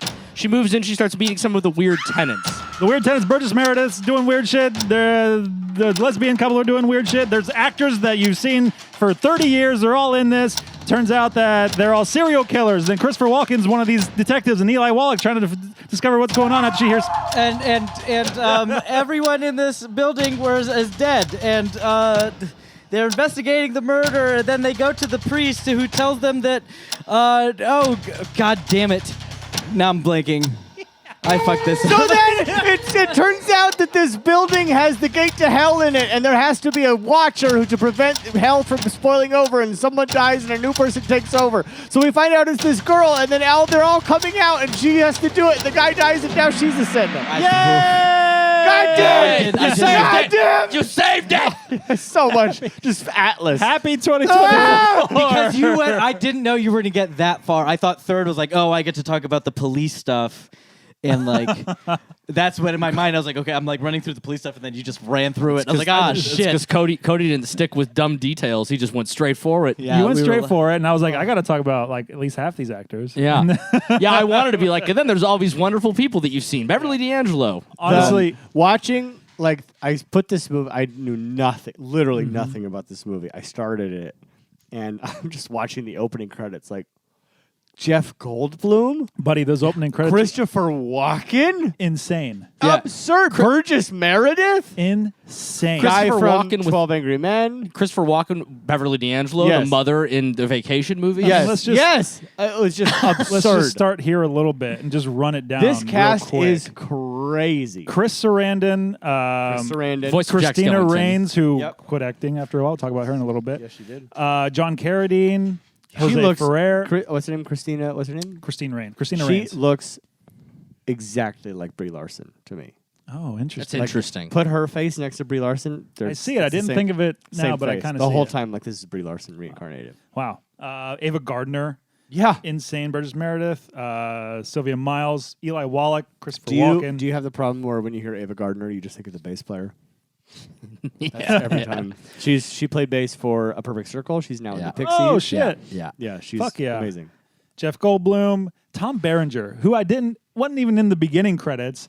He's the man at end. He's the new tenants for this for the new yeah. building. Wait, who is Tom Berenger? Tom Berenger's in Major League. He's in Sniper, Training Day, Platoon. Oh, is he the- oh, Inception? Oh I my thought he God. looked. He doesn't look like that. Fantastic. Did you already say the guy that plays the voice of the Doctor in Nightmare Before Christmas? Yeah. Yeah. Oh no, who is that? He's also the Martin guy that's Balsam? in the No. he's He- like but the he's 12 Angry Men. What's his name? Martin Balsam. Yeah, he's in so much shit. Look at that. Psycho. 12. Yeah, he's the like brother-in-law, Yeah, or whatever. yeah. in Psycho. He- 12 he's- Angry Men. well, no, he's the detective in the Psycho. detective. Yeah. It's the guy. His face is the guy that he's the uncle in Yeah. Fucking Christmas Story. Theo's grandfather Or no, is in this movie. yeah. Oh shit. Yeah. Jose Ferrer. Oh, Jose okay. Ferrer. Yeah. That's right. Father of all the other Ferrers, married to Rosemary Clooney. That Jose Ferrer in like one scene. Wild. Insane. Yeah. If you see his Orbach? face, No, he's the it's not guy Jerry that's in Orbach. fucking Christmas Vacation. Yeah, he's in Christmas Vacation as well. William Hickey. Yep, William Oh, Hickey. down there. William yeah, Hickey. he's Dr. Finkelstein. Oh yeah. So that's starting there. Just That's like the cast of this movie. What it's are we absurd. doing with Yeah, all it's these just a people. who's who of The casting director of this movie should Yeah. get just an Oscar. You know- just for you know what I read, finding too? talent. Did you read who was signed up to do the music for this movie? No. John Williams. Really? Wow. Yeah, That tracks, though, John for Williams that- was originally slated to do the music for this movie. that tracks for that era too because of his work with Spielberg.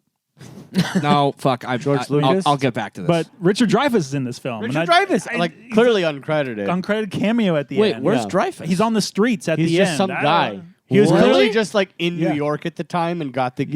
Yeah. And like, I guarantee retroactively, they're like, wait, that's Richard Dreyfuss. And they credit. I I have no don't idea. think he's credited in the movie. I don't remember if he's in the movie's credits credits, or but not. like Well, it's or how about the fact that like most of the scenes with Christopher Walken are him just looking, chewing gum, I- and grinning? for the longest time I thought that he was a ghost. I was like, hey, no one's interacting with him. Yeah, why isn't he talking? He I- says one line. Until they missed, start for some reason, I missed the Jeff Goldblum credit at the beginning. I must have looked away for a second. So when he came up, I was like, "There's no way a guy looks that much like Jeff Goldblum." Yeah. He's the first face you see in the movie. Yeah, he's just out the gate. I'm It's like, what? That guy looks so much like Jeff Goldblum, and Yeah. I mean, so peeling back the layers of how this came about, there's a lot of influence on this film I think we can witness, we could see. Oh, God, yes. This is directly a result of Rosemary's Baby, of The Exorcist. Omen, of The Exorcist. Yep. This is a Rosemary's universe. Baby was the most one-to-one Well, I got. Yeah, because the movie basically starts, and this is one of the reasons I love it so much. It starts as Rosemary's Baby, and then just Yeah. becomes something different. Yes, and becomes what will become The Beyond, I think. Which Yeah, is very right, fucking right, funny. Yes. This is a Universal picture. This had money behind it. This is based on a book. which I don't know when it was published, but like 74. the book was published in 74. So like Who directed this? this is by William. I know he did Death I did a Wish. bunch of Michael Yeah, Winner. he did all the Death Wishes. Yeah. I think, Michael right? Winner, who we will talk about Michael in Winner. a little bit because he is a character. Oh, really? Oh, I'm excited. Yes. Definitely riding that wave of post Rosemary's Baby heightened studio horror. Where they were taking it seriously. Post Rosemary's Baby, heightened studio horror, but like I think something that's like really worth mentioning is that like this is right. Jimmy Carter gets inaugurated the year that this is released. Oh, I love this. Prior to that, we have who is it? It's Gerald Ford, right? So and before Gerald Ford, it's Nixon. So it's just Republicans, right? So we have this movie that is very distinctly like, kind of like almost for them in a way, right? I think it it's is. very interesting. Well, I mean, so many horror movies of that era are, right? And it's just so fascinating. Like the Pope's Exorcist of the 70s. Well, but I think what this one manages to do though is that I think it kind of toes the line of being for both parties. But it's the sell is that it's a woman that wants to be independent, that wants to, leave her apartment that she has moved into with this man that she's never really been never really established a relationship with. So it sort of seems like, and she looks at him and says like, yeah, I'm gonna move out and get my own apartment. And he's like, but we live together, we love right? each other. That's not what women are supposed to do, right? According to 1970s fucking weird politics. It's interesting. I mean, financially, it's a bad decision. It's a very bad decision. Did you guys do the math on the amount that those apartments cost versus what they cost today? Yeah. So I was like, $1,000. Yeah, that's like $5,000. Yeah. At least. Yeah, no, when they said, this one's 600, that's out of my budget, I was like, bitch! I know. But I think that like that's a really like interesting launch point for a discussion about what happens in this movie. Yeah, and that's a really interesting double-edged sword because that's like not what the woman in a relationship was that society was like telling them they were able to do at that time. At the same time, this is presented to us as like, and the movie tells us later on that this guy might be a murderer. Chris Sarandon might be a murderer. Who knows? Right. But the movie tells us early on that like this is supposedly like a loving relationship. Like he's a pretty progressive-ish dude, it seems like, and they've been together a couple years, and it presents her moving out like it's okay on their relationship. It was a very weird couple dynamic that I don't know if I ever caught up to. It's Same. Well, I couldn't tell how like I should feel about this relationship because it seemed really good. Yeah, and time moves weird in the film. We skip a couple months every now and then. Right. So- But the relationship seemed good. But It she's does. getting her own place. But then, we learned really late, like they got together while he was with his wife and she died in very mysterious circumstances. I never knew where to land on this whole thing. And even I guess who knows if we can trust ghost demon Chris Sarandon saying I did kill my wife. Yeah. But like if he did, Yeah. so this guy does suck. Like she's making the right decision. It was very but it's interesting, right? Because like the moving out thing wasn't painted in such a way that's like I'm breaking up with you. It's just her saying like, no, I just want I want to be able to live alone. Right, Yeah, she it's wanted my life. I want independence. I want the independence to be able to live alone. And to your point, like he kind of his response to that's kind of like, all right, whatever. Which is so I think like it goes against what we as the audience would expect his reaction to be, which is why I think this movie does an interesting job of towing the line between serving both sides of a political spectrum, right? Because it doesn't. But it's a bad decision financially. Why would you have two apartments if you're going to stay dating? Well, Have one apartment. Save your money. It's stupid. but anyway, point being that just that. Please, you sounded like you had more things that you were coming from out of your mouth. We can continue on the path of this film. Let us keep going. You wanted to say that this movie needs to be in the conversation of The Omen and The Exorcist. Yeah, so no, hold on. First of all, that was what I remember is that because I saw this in college, like 2009 or something. Okay. And I remember watching it ending and thinking to myself, having that thought, why isn't this in the conversation with The Omen and The Exorcist? Yeah. I You want to know why? I gotta feel it. I gotta feel it. Based on your 2.5 stars on Letterboxd, I got a feeling. Because that last 10 minutes of when the people from hell come out that are all disfigured people that this movie is saying are demons. I guarantee that's why this movie is still a conversation. Is just that 10 minutes But of like, what has happened? Burn victims and like actual burn, like the first guy Or that the woman who doesn't know she's in a movie. exactly Yeah. first guy that peeks around the corner with he has unfortunate elephantitis. elephantitis Yeah. on his face. I was like, the first guy I was like, wow, this makeup is unreal.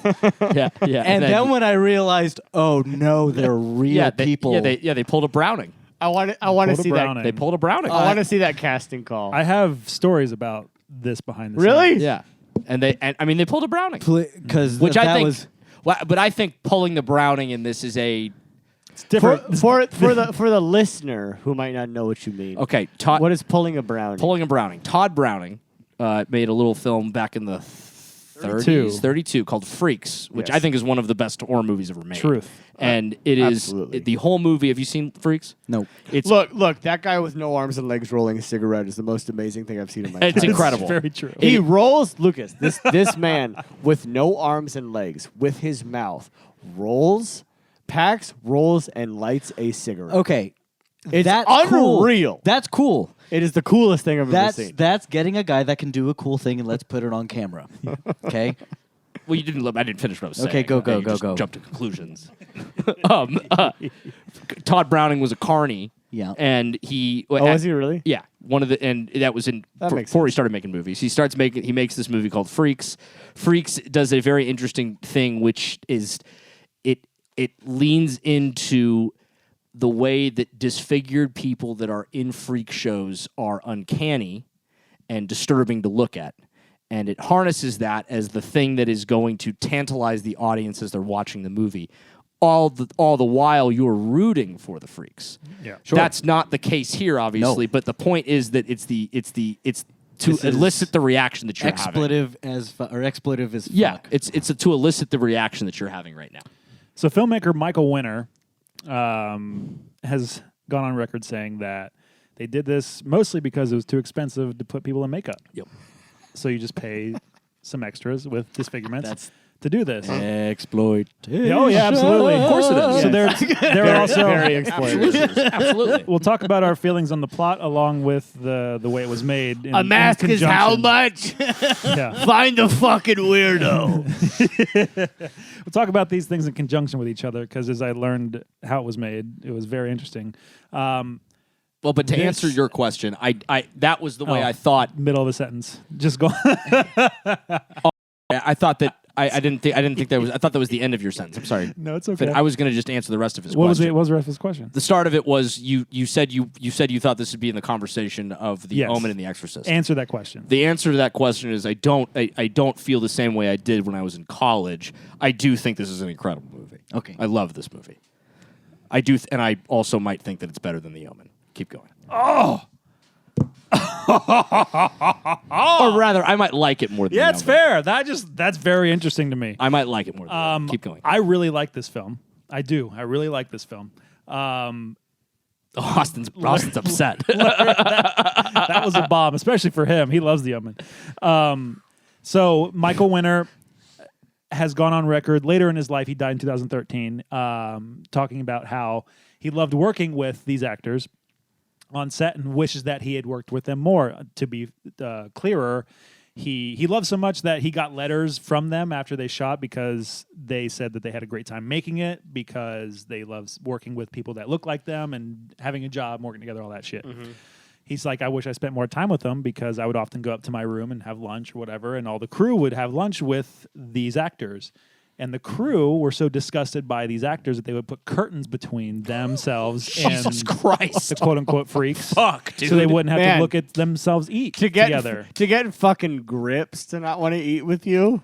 However, That's some shit. yes, however, both lead actors and other actors and crew members on this film talked about how horrendous Michael Winner was to the performers, quote-unquote freaks on this film.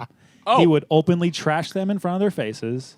Oh no. Toward no. the crew. He Oh, was no. disrespectful. I feel so good about myself right now for not liking this movie. Let's talk about both sides of the political spectrum. He's a British director. Okay. He was a conservative guy, and often he was a big cultural figure in London too. At one point, though, asked how he would run the country if prime minister. He said, "If I was prime minister, I'd be to the right of Hitler." Which I guess at a certain point you get left again, but I don't know. Cool. Lucas is right, like right. It circles back. Lucas slowly starts dropping stars from the movie. No, I'm eating my own review right now. Yeah. His happy sandwich. And I guess since we're here, we'll talk a little bit about the lead performer of the film, Christina Rains. She thanks the Teamsters so much for shooting this film, for saving her from the director. Oftentimes, she was in very many precarious situations with him. I don't doubt it. And that crew saved her often from them. Really? Yeah. And also, he would often shoot Ava Gardner like shit. Which, like, to be fair, like, if you want to shoot someone like shit because it's their character, sure. I don't know how this actually came out, but the Teamsters and the DP would be like, no, you can't shoot Ava Gardner like this. She looks terrible. But apparently they were good friends. Which one did she play? Throughout. She played the landlord or the real estate agent. The real estate? Yeah. And Chris Sarandon said that this is the only film in his career he had a miserable time making. Oh, because of the director? Because largely of the director, who made such Nazi fascism films such as Death Wish, Death Wish 2, and Death Wish 3, all fantastic films in their own right. Times but you like being right about something you watch. Anyway, Hold on. I don't think it's necessarily fair to say that it's that like to. No, of course, No. of course. I really like this film. Yeah, I agree. I really like this film. I enjoyed it. I think it's a fucking mess. Like, it is a clunky, like, because I was coming into it off only the knowledge of it's a satanic movie, and it's a movie that you felt at one time should be in the conversation of The Omen and The Exorcist. So I thought, okay, that's what I'm getting. Bold statement made by a 19-year-old. I'm not holding you to that. I know. I'm saying that I get the link. That's my only reference I had. Sure. So I'm watching and going like, okay, it's interesting. Yeah, I can see that. But it's so clunky as a movie, and so like it feels amateurish. Like to the point where I was like, okay, I can fully understand why this is not in the conversation. Yes. Of those movies, because it's like you take something like Rosemary's Baby, is like from a movie making standpoint, Also by a monster. But the film itself is airtight. It is nearly a perfect movie. It's unbelievable to watch. So you have that, and then you have something like the Sentinel, which is like clunky. Like the insert shot of her with the cufflinks. I laughed out loud. I'm like, what is this shot? Just like super close. And then obviously later on we see the cufflinks, and that's why we had to have that insert. But my point being, like watching it, I was like, I can fully understand why this is not in that conversation. And I'm more in the camp of Lucas. I didn't love this movie. It's not one I feel the need to watch again. I feel the only reason we're talking about it today is because of the inclusion of the people with issues who were exploited in the end of the movie that kind of gave it this place in that like weird, grimy cinema. Is that what this is known for, by the way? I have no idea. I don't know. I don't think so. I when I found it, I had found it because at the time I was just, I mean, shit. I'm just trying to think of the context. 2009, the internet is pretty. Obama. Mm-hmm. The internet's. Of course, this is Obama's fault. Phones are still figuring themselves out, but MacBooks and me sitting alone in my fucking room trying to find movies that I've never heard of to watch. On the computer he was still using until a week ago. That was my MacBook that I got as my high school graduation present in 2008, and it lasted me until 2013. Wow. At that point, it barely worked because I'd watched so much porn on it. But we need to LimeWire it. Yeah, I found this movie. You're gonna scream. I found this movie listed on several lists of the greatest horror movies ever made, like top 100 horror movies ever made. This is why.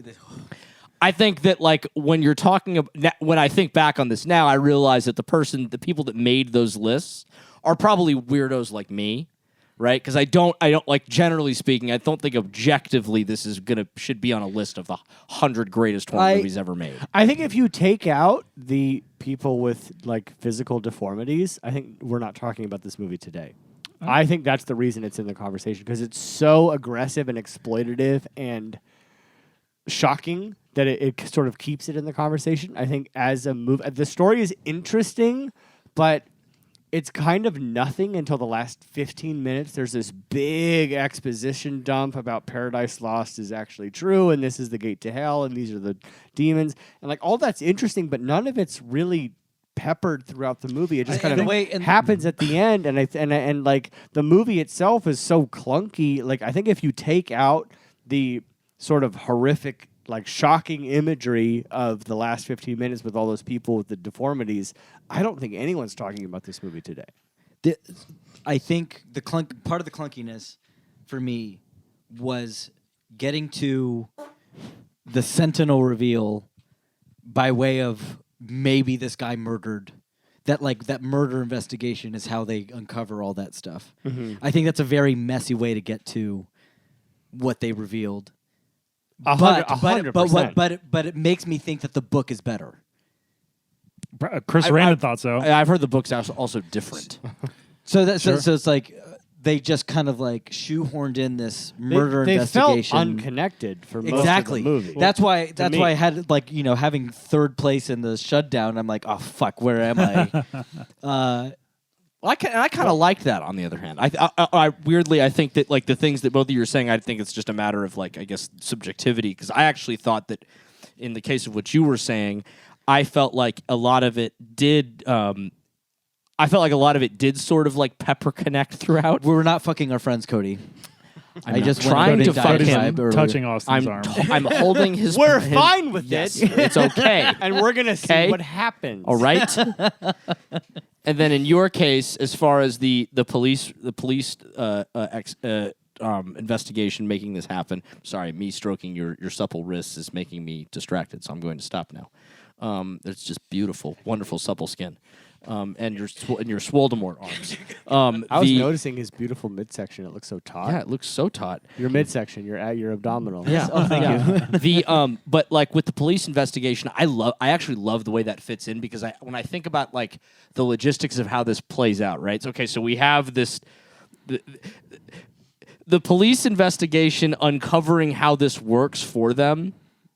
I think is cool in this case, because it's just it makes me wonder how the person that this girl replaces, how that person ended up in the chair, and what the reveal was for them, what the exposition was to get them to figure out what was going on. I love that. I don't disagree with that thought. I think the problem for me structurally comes. I was actually super in on the first 45 minutes. I think Christina Rains is a fantastic actor. I think she was excellent in the film, and I was super in on her journey. Once she has her like big episode of like seeing her dad's ghost, which is super fucking creepy. So creepy, dude. That scene of her seeing her dad's ghost. I loved the way they did that too. It looks so fucking good. Like, who are these? It's a memory. Oh, yeah, really cool. Really so cool. good. But once she has her episode and kind of moves out, the movie shifts perspectives from her to Chris Sarandon, and then in tangent the investigation, which for me, I'm not as emotionally invested in any of that stuff, just because it has to kind of clean up the plot of why this girl has to take the place of the Sentinel. Sure, but like I really love what was going on with Christina Rains and those ghost murderers in the house. Like I thought that was all super fucking intriguing and cool. And just the second that perspective shifts, I kind of got lost with the film, and everything that happens after was like, it's a mess. I kind of liked it, but it's a mess. Because see how it's messy. I'm a super fan of hardcore Catholic lore. I love it because Catholics are weird. Yeah. It like also with Jewish horror lore, same thing. I love any time you get into that deep religious demon horror stuff. When it comes to these religions, and this movie was doing something super fucking cool. I love that idea. Yeah.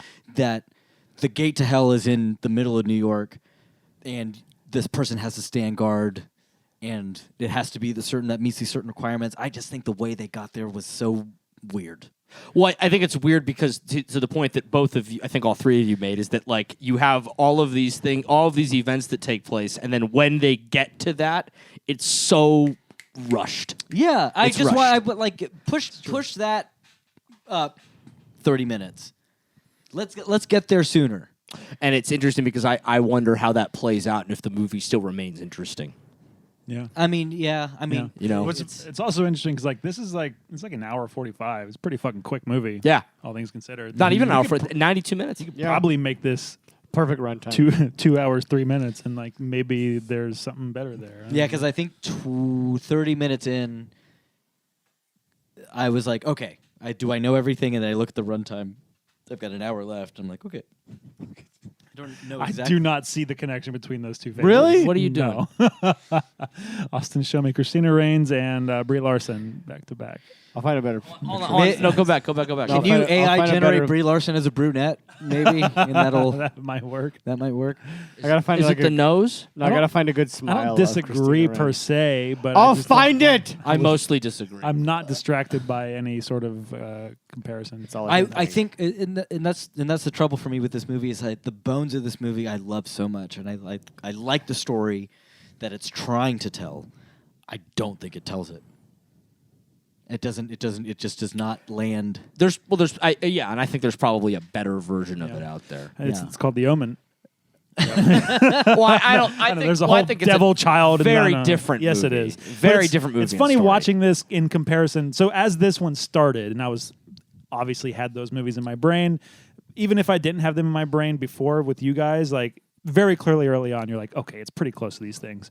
But as it's just starting out, you're like, it's just shaggy enough where you're like, Michael Winner's just not the director that either Roman Polanski or Dick Donner was. not like at all. it just there's to the physical visual acumen of those two movies are just so This- supreme. Well, not to The mention the editing. acting. Exactly. In those movies. And what's that? Editing. Not to mention the acting. I mean, sure, I like the acting in this movie I do quite a too, bit. but like every. I think it's great.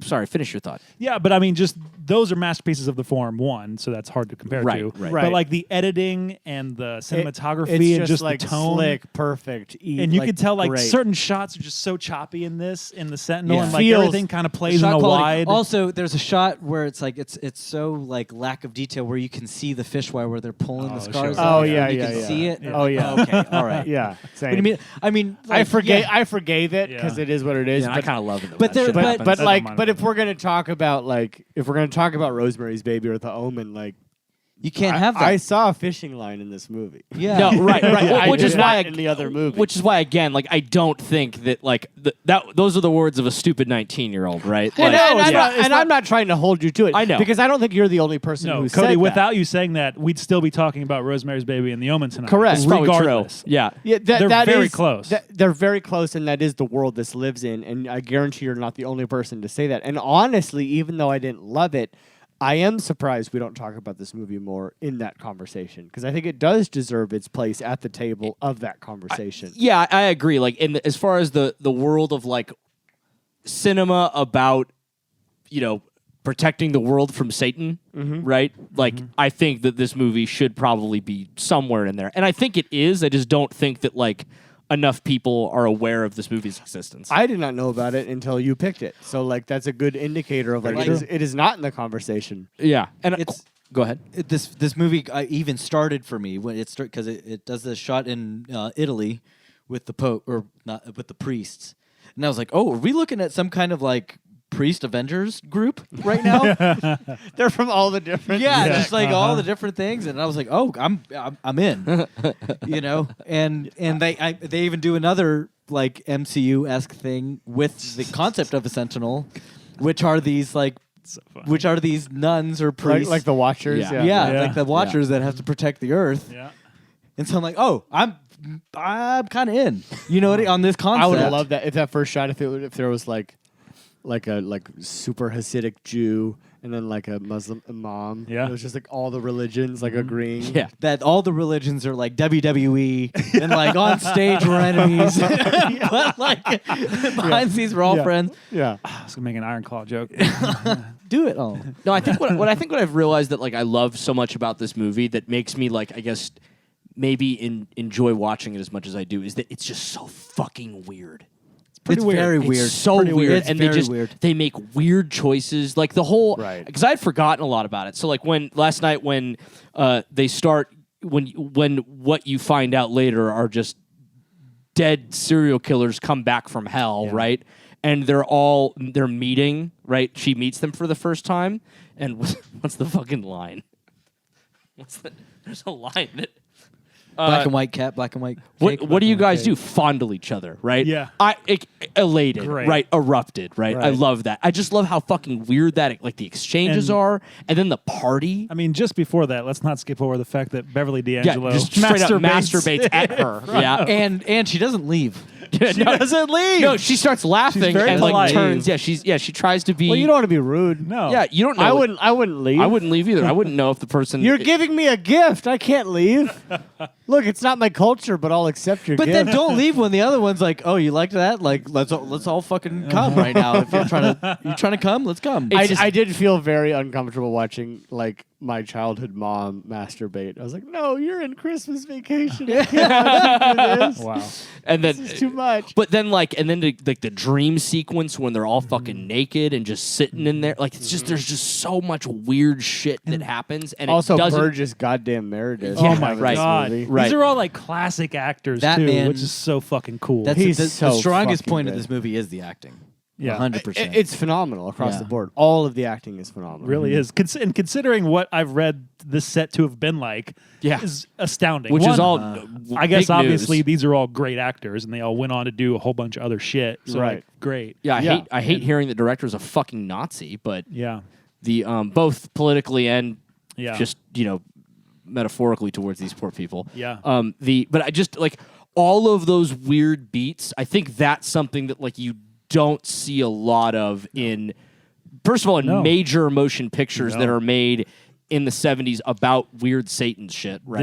This is like Pinnacle Studios, like embracing new Hollywood and embracing like we need to do something that's mainstream but also cool. Yeah, and so they make this You know? weird fucking thing, right? Yeah. Like it's almost like they were like make Rosemary's Baby, and what's the dude's name? What's the director's name? Michael Winner. And Michael Winner was like, yes. yeah. And he went, I will do that. And then he took it's like he took the weird dream sequences and like kind of bizarre moments, like the fish lens moments in Rosemary's Baby, and went and just like watched that on repeat for a year, and then went make a movie. And then he made this fucking weird ass thing that, for all intents and purposes, I agree with you guys, is kind of a mess as far as exposition, but it's so weird. And that fucking lore. To what you were saying, just so cool. The lore is great. Just so The lore fucking is cool. so I great. love Yeah. that, and I love that it's not a whole movie showing me that lore. It's a movie that like peppers in ideas that by the end of it you think back and you go, okay, some of this makes sense. Yeah. I forgot what I was gonna say. That's fine. It's okay.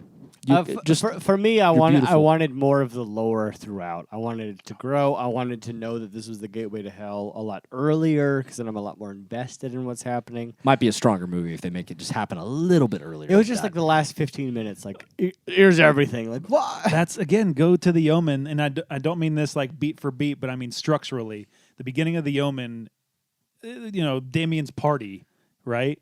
Is that the nun jumping off the But thing even- saying "My life for you," whatever. That's setting up your stakes of like, okay, this is kind of what's going on with the main characters, But right? what that does, but that I feel like that like opens your lore up. it does that, but it also sets the atmosphere for the rest of the movie. I don't think this movie had that atmosphere. Correct. In the very beginning of the movie. Correct, because No. like I say, with Chris Sarandon, like with their relationship, I'm like, this guy seems cool. Like, this seems good. Yeah. well, it's good. What am I supposed to feel upset about? Like, why is she trying to get out? Like, he needed some sort of motivation that made me feel like I can see why she wants her own place. That's why Rosemary's Baby works, right? Yes. Is because those two are together during this weird situation, Right. And when that relationship breaks down in the movie, it feels so personal to Oh, us. right. But in this movie, it's immediately broken down, and we're not sure why or how to feel until like kind of too late. Like, way too late. Yeah, Because like Rosemary's Baby, like he's selling her out for his own career. Yeah. So like you can see, yeah. and I wonder how the book is. I wonder like what the plot of the book Right. is like. Because I'll like never how know. you, Austin forgot to read. I forgot it. I actually remember sitting. I had a job at the time. It was like a summer job, and I had basically nothing to do all day. It was like just a desk job, and they didn't have enough work for me. They hired me basically for no reason, I think. Great. And I remember sitting on my phone. Good-looking penis. Probably. And I remember thinking to it was Jeffrey Epstein I don't hired know. me. I remember looks sitting like. there thinking to myself, like, okay, I could buy the Rosemary's Baby book that I've never read or the Sentinel book from this movie that I just watched. And I remember making the right decision and buying Rosemary's Baby, which perfect book in every way. Never read it. I need to read it. But at the same I have time, it the upstairs, I think. Sentinel book might be great. Listeners, have you read it? Tell us. I've heard it's very good. My weirdly, I am less inclined to be excited about reading the book because the book feels like it's very much the writer or the author read or watched or both Rosemary's Baby and went, okay, I'll write this book. Well, the writer was on set for the filming of this and was very upset, by the way. Oh, fantastic. see, Shocking. I'm more comfortable reading the book because now I know the book is Nazi propaganda. Is not Nazi propaganda? Yeah, Probably Probably not. I love how you're leading into this like, yeah, the movie's Nazi propaganda. Movie's Nazi propaganda. Fuck that, right? See, Meanwhile, he goes on a fucking rampage on American military complex movies. Listener, that's the sound of a shrug. I just wish you guys would love your country the way I love my Yeah, country. because nationalism is a beautiful thing. It is done correctly. No. Have you guys seen this? Off track. Have you guys seen that video of the Tampa Bay Buccaneers? Back to sports. The Tampa Bay Buccaneers starting a game, and everyone stand for the national anthem, and the song starts. Open up the safe, bitches got a lot to say. Ooh. Why they have a flyover? What? Really? Wait, No. this They is tried to start the national anthem of it was supposed to be and instead it was open up the safe, bitches got a lot to say. somebody fucked up. Yeah, someone fucked up Amazing. at the soundboard. I You can love hear that. people go, No, something tells me that that's someone didn't so fuck good. up. There's someone like a me up there, but it's like, no, dude, fuck this. That'd We be shouldn't still so be singing this fucking cool. fucking song. Everyone's like, you know what? That might be America's national anthem right now. Open up the safe, bitches got a lot to say. It's more accurate. Yeah, it's more accurate. It also makes me feel more. Makes me feel better about all the times that I don't stand up during that fucking song. Yeah. Anyway, Amen. So Jess watched this movie. Just FYI. Just want to Yes. throw that in there. She was like, I'm not going to watch your fucking movie that you Uh-huh. got to watch. I was like, oh, great. She's like, I'll give it 10 minutes. She gave it 10 minutes. I was like, I'm in. She sat and watched this whole fucking thing. So that says something about it. Absolutely. Yeah, I mean, Maddie sort of watched the whole thing. That's quite a lot to say about it, too. I mean, Jess will watch a lot of these things, but like she was not in for it and got sucked in. I watched it in solace. Come to think of it, I think Maddie fell asleep about 45 minutes into Yeah. the movie. Yeah. Yeah, when you change lead characters, yeah. Yeah. Should we talk about Jeff Goldblum? And Yes. his Yes. 20 minutes, Just because. What 3 minutes of screen time? This is like Yeah. his fifth thing ever. Is before this is his fifth thing. ish. Like he has credits before this, And- so they're all, It's also just about the fifth thing for Chris Walken. yeah. Oh, is it? Yeah. And the director talked about. He has said he wished he could go back. The original cast for this, he wanted Martin Sheen was cast in the Chris Sarandon role. Wow. Universal said he's a TV guy, can't cast him. Yeah, Chris Sarandon was just nominated for an Oscar for Chris Sarandon was just nominated for an Oscar for a film. Prior to this movie? Yeah, Really? yeah. What was it? Ghoulies? Coolies 2. Ghoulies too. Dog Day Afternoon. Fucking yeah, that makes sense. So he was just nominated for an Oscar for that. He was hot. The studio wanted him to do that. But the director went on to say he wishes he could go back and cast his leads to be Christopher Walken and Beverly D'Angelo.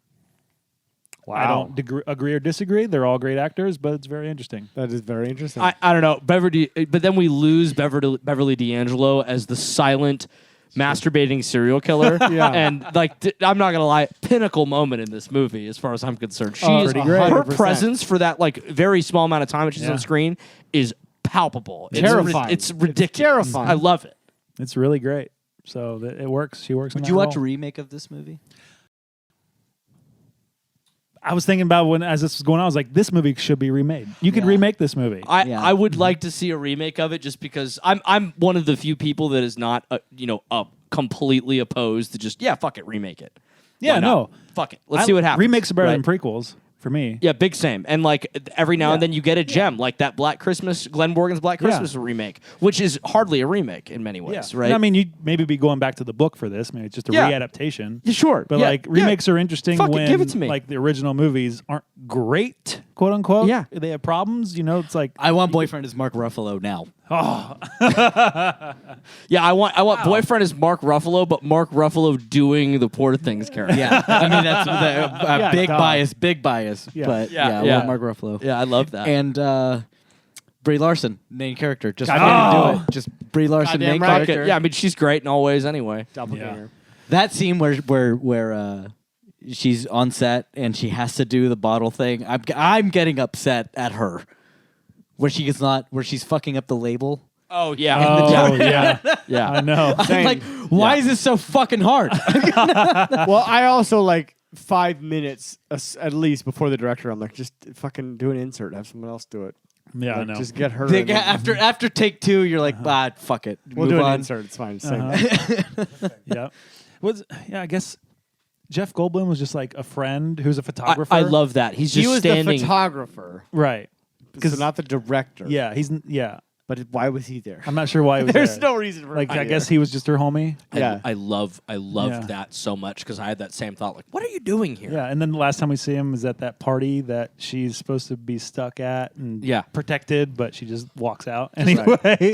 That's actually something that I wish there would have been like an explanation for. Is just what is Jeff Goldblum doing? Again, I'm just gotta wonder, like, are these characters you probably could cut for this film, but like they're book characters who had something to do with her? Chris Walken's character too, almost the same presence in this movie. Just chewing and grinning. Yeah. The whole movie asked one question. Yeah. I remember sitting there like at one point I went, are they not going to have him have a single fucking line? And did they immediately regret that decision? Like, I don't know, 5 years later? Yes, they right? did. Again, I thought he was dead. I was like, this character is a ghost because they're not interacting with him. This shocked me because I was just curious. I was like, actually, because like when I realized that like this was Christopher Walken's like 5th role or something like that, I was like, how the fuck old is he here? He is 34 years old. Shut the fuck up. Really? He is 34 years old in that So movie. is he my age? So now he's like what, 210? I mean, yeah, he's old as fuck, He's bro. pretty old, man. Yeah. Oh, But he's I- so good in Severance. Have you guys not Oh, seen no, I Severance? haven't watched the Severance. Apple TV show with Austin, Adam you watched Scott? that? Yes, No. I did watch that. No. Yeah. I'll never You know. don't remember him, Severance? Yeah. Yes. Oh, yes. Yes. Phenomenal. He's- Yes. Yes. Yes. His little relationship Yes. with Totoro. Yeah. He's great. I think this is I like this movie because it's just weird as fuck. You ready to rate this bitch? Yeah, fuck it. Let's rate it. I'm ready to rate it. We don't need to repeat me talking about how weird it is and why I love it. Yeah, you can right now when you rate it. I give this movie 1 masturbate at me. Just put me in a movie that's weird like this and is probably tasteless, and I find a lot of joy in it because I'm damaged, and I really enjoy that. Fuck yeah. I give this film prime Brooklyn real estate. Because, like, you go, ooh, this is great. But, like, you gotta, it's like the whole thing. Because I liked a lot of this movie, but at the end of the day, it felt really clunky to me, and it's not one that's going to, like, sit in my bones. Not one I want to revisit a lot, you know? I'll give this film a professor with early onset dementia. We totally forgot to talk about him. Fuck. There's a lot of stuff in this movie we forgot to talk about. That book that she could just like write Latin and read whatever else. Really cool. Because one of my thoughts watching it is the world was more interesting when you had to go to a professor with early onset dementia for an answer as opposed to looking something up on the internet. You couldn't just Accurate. Google everything? 1000%. 100%. And I love that. So like as a totem of an era of studio filmmaking, I love this movie. It's not perfect. It's a mess. I have a great time watching it. It's quick. There's some really creepy shit that's not the fucking misuse of physically deformed performers. Yes. There's cool shit in it, and I like it a lot. That's it. I give this movie 24 burn victims because they deserve to be treated better. I was really wondering where you were going to go with that. Yep. Just a period on that sentence. Just period. Yeah. Period. Shudcast approved? Yes! Mildly. Try I'll it. say yes. Give it a try. It's worth watching. Yes. Yeah, give it a Sneaks try. through. It's not. Give it Yeah, a try. Sneaks through. It is worth watching. Yeah. Yeah. And Fuck if yeah. and if you It's listen not list, yeah. and if you've listened to this and you haven't seen it before, then you know that you might be triggered by the misuse of deformed people at the end of the movie. Yeah. Okay. So what's next on our Curtis. y'all motherfuckers need The Satan? second that you sent this... Motherfuckers need Satan. Excuse me, y'all motherfuckers Bow, need Satan. bow. Yeah. Cody, the second you sent Y'all Motherfuckers Need Satan, only one movie passed in my mind. Oh yes. And there is now a good way to watch this film. And you may veto me if you feel like it's not the proper forum for it, but I have no backups. That movie is Ken Russell's The Devils. Okay, so there is only you're right. There is only one way that we can watch this movie. No, there's not. Well, wait, what? It's on the Criterion channel right now. A subscription that I now have. But which version is it? Yeah. Come on, man. I wanna It's watch not it. that. It's probably not it's that not version. that one. The Devils. Ken Russell's The Devils. Ken Russell's The Devils. I've been wanting to watch this forever, so I'm excited to watch it. We're gonna do this. We'll gonna do figure it. out the logistics, We'll Yes. watch it, dear listeners. and you will too. Yeah, you will too. Please You'll do. find a way to watch it. You know what? Fuck it. I don't really care.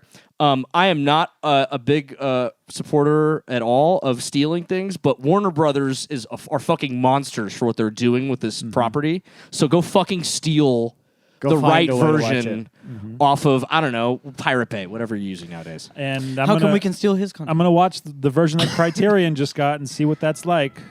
But I'm very excited. It's on Criterion, and you guys can have my password for Criterion. Hell as yeah. well. Thank you. And dear listeners, if you have not seen this movie before, get ready because it is. It's one of I've one of the honestly best movies ever. Been made. waiting to do this since the get-go, and it was on Shudder like previously, and we're like, Yeah. "Ah, we can't fucking do this. It wasn't in any good format that It was a presentable. shit presentation. So we're doing it now. Yeah. Okay. The Devils. The Devils. Ken Russell. We'll see you next time. Until then, message us on Shudcast. at Patreon Shudcast. us. Patreon us. All the things. Oliver Reed just being sweaty.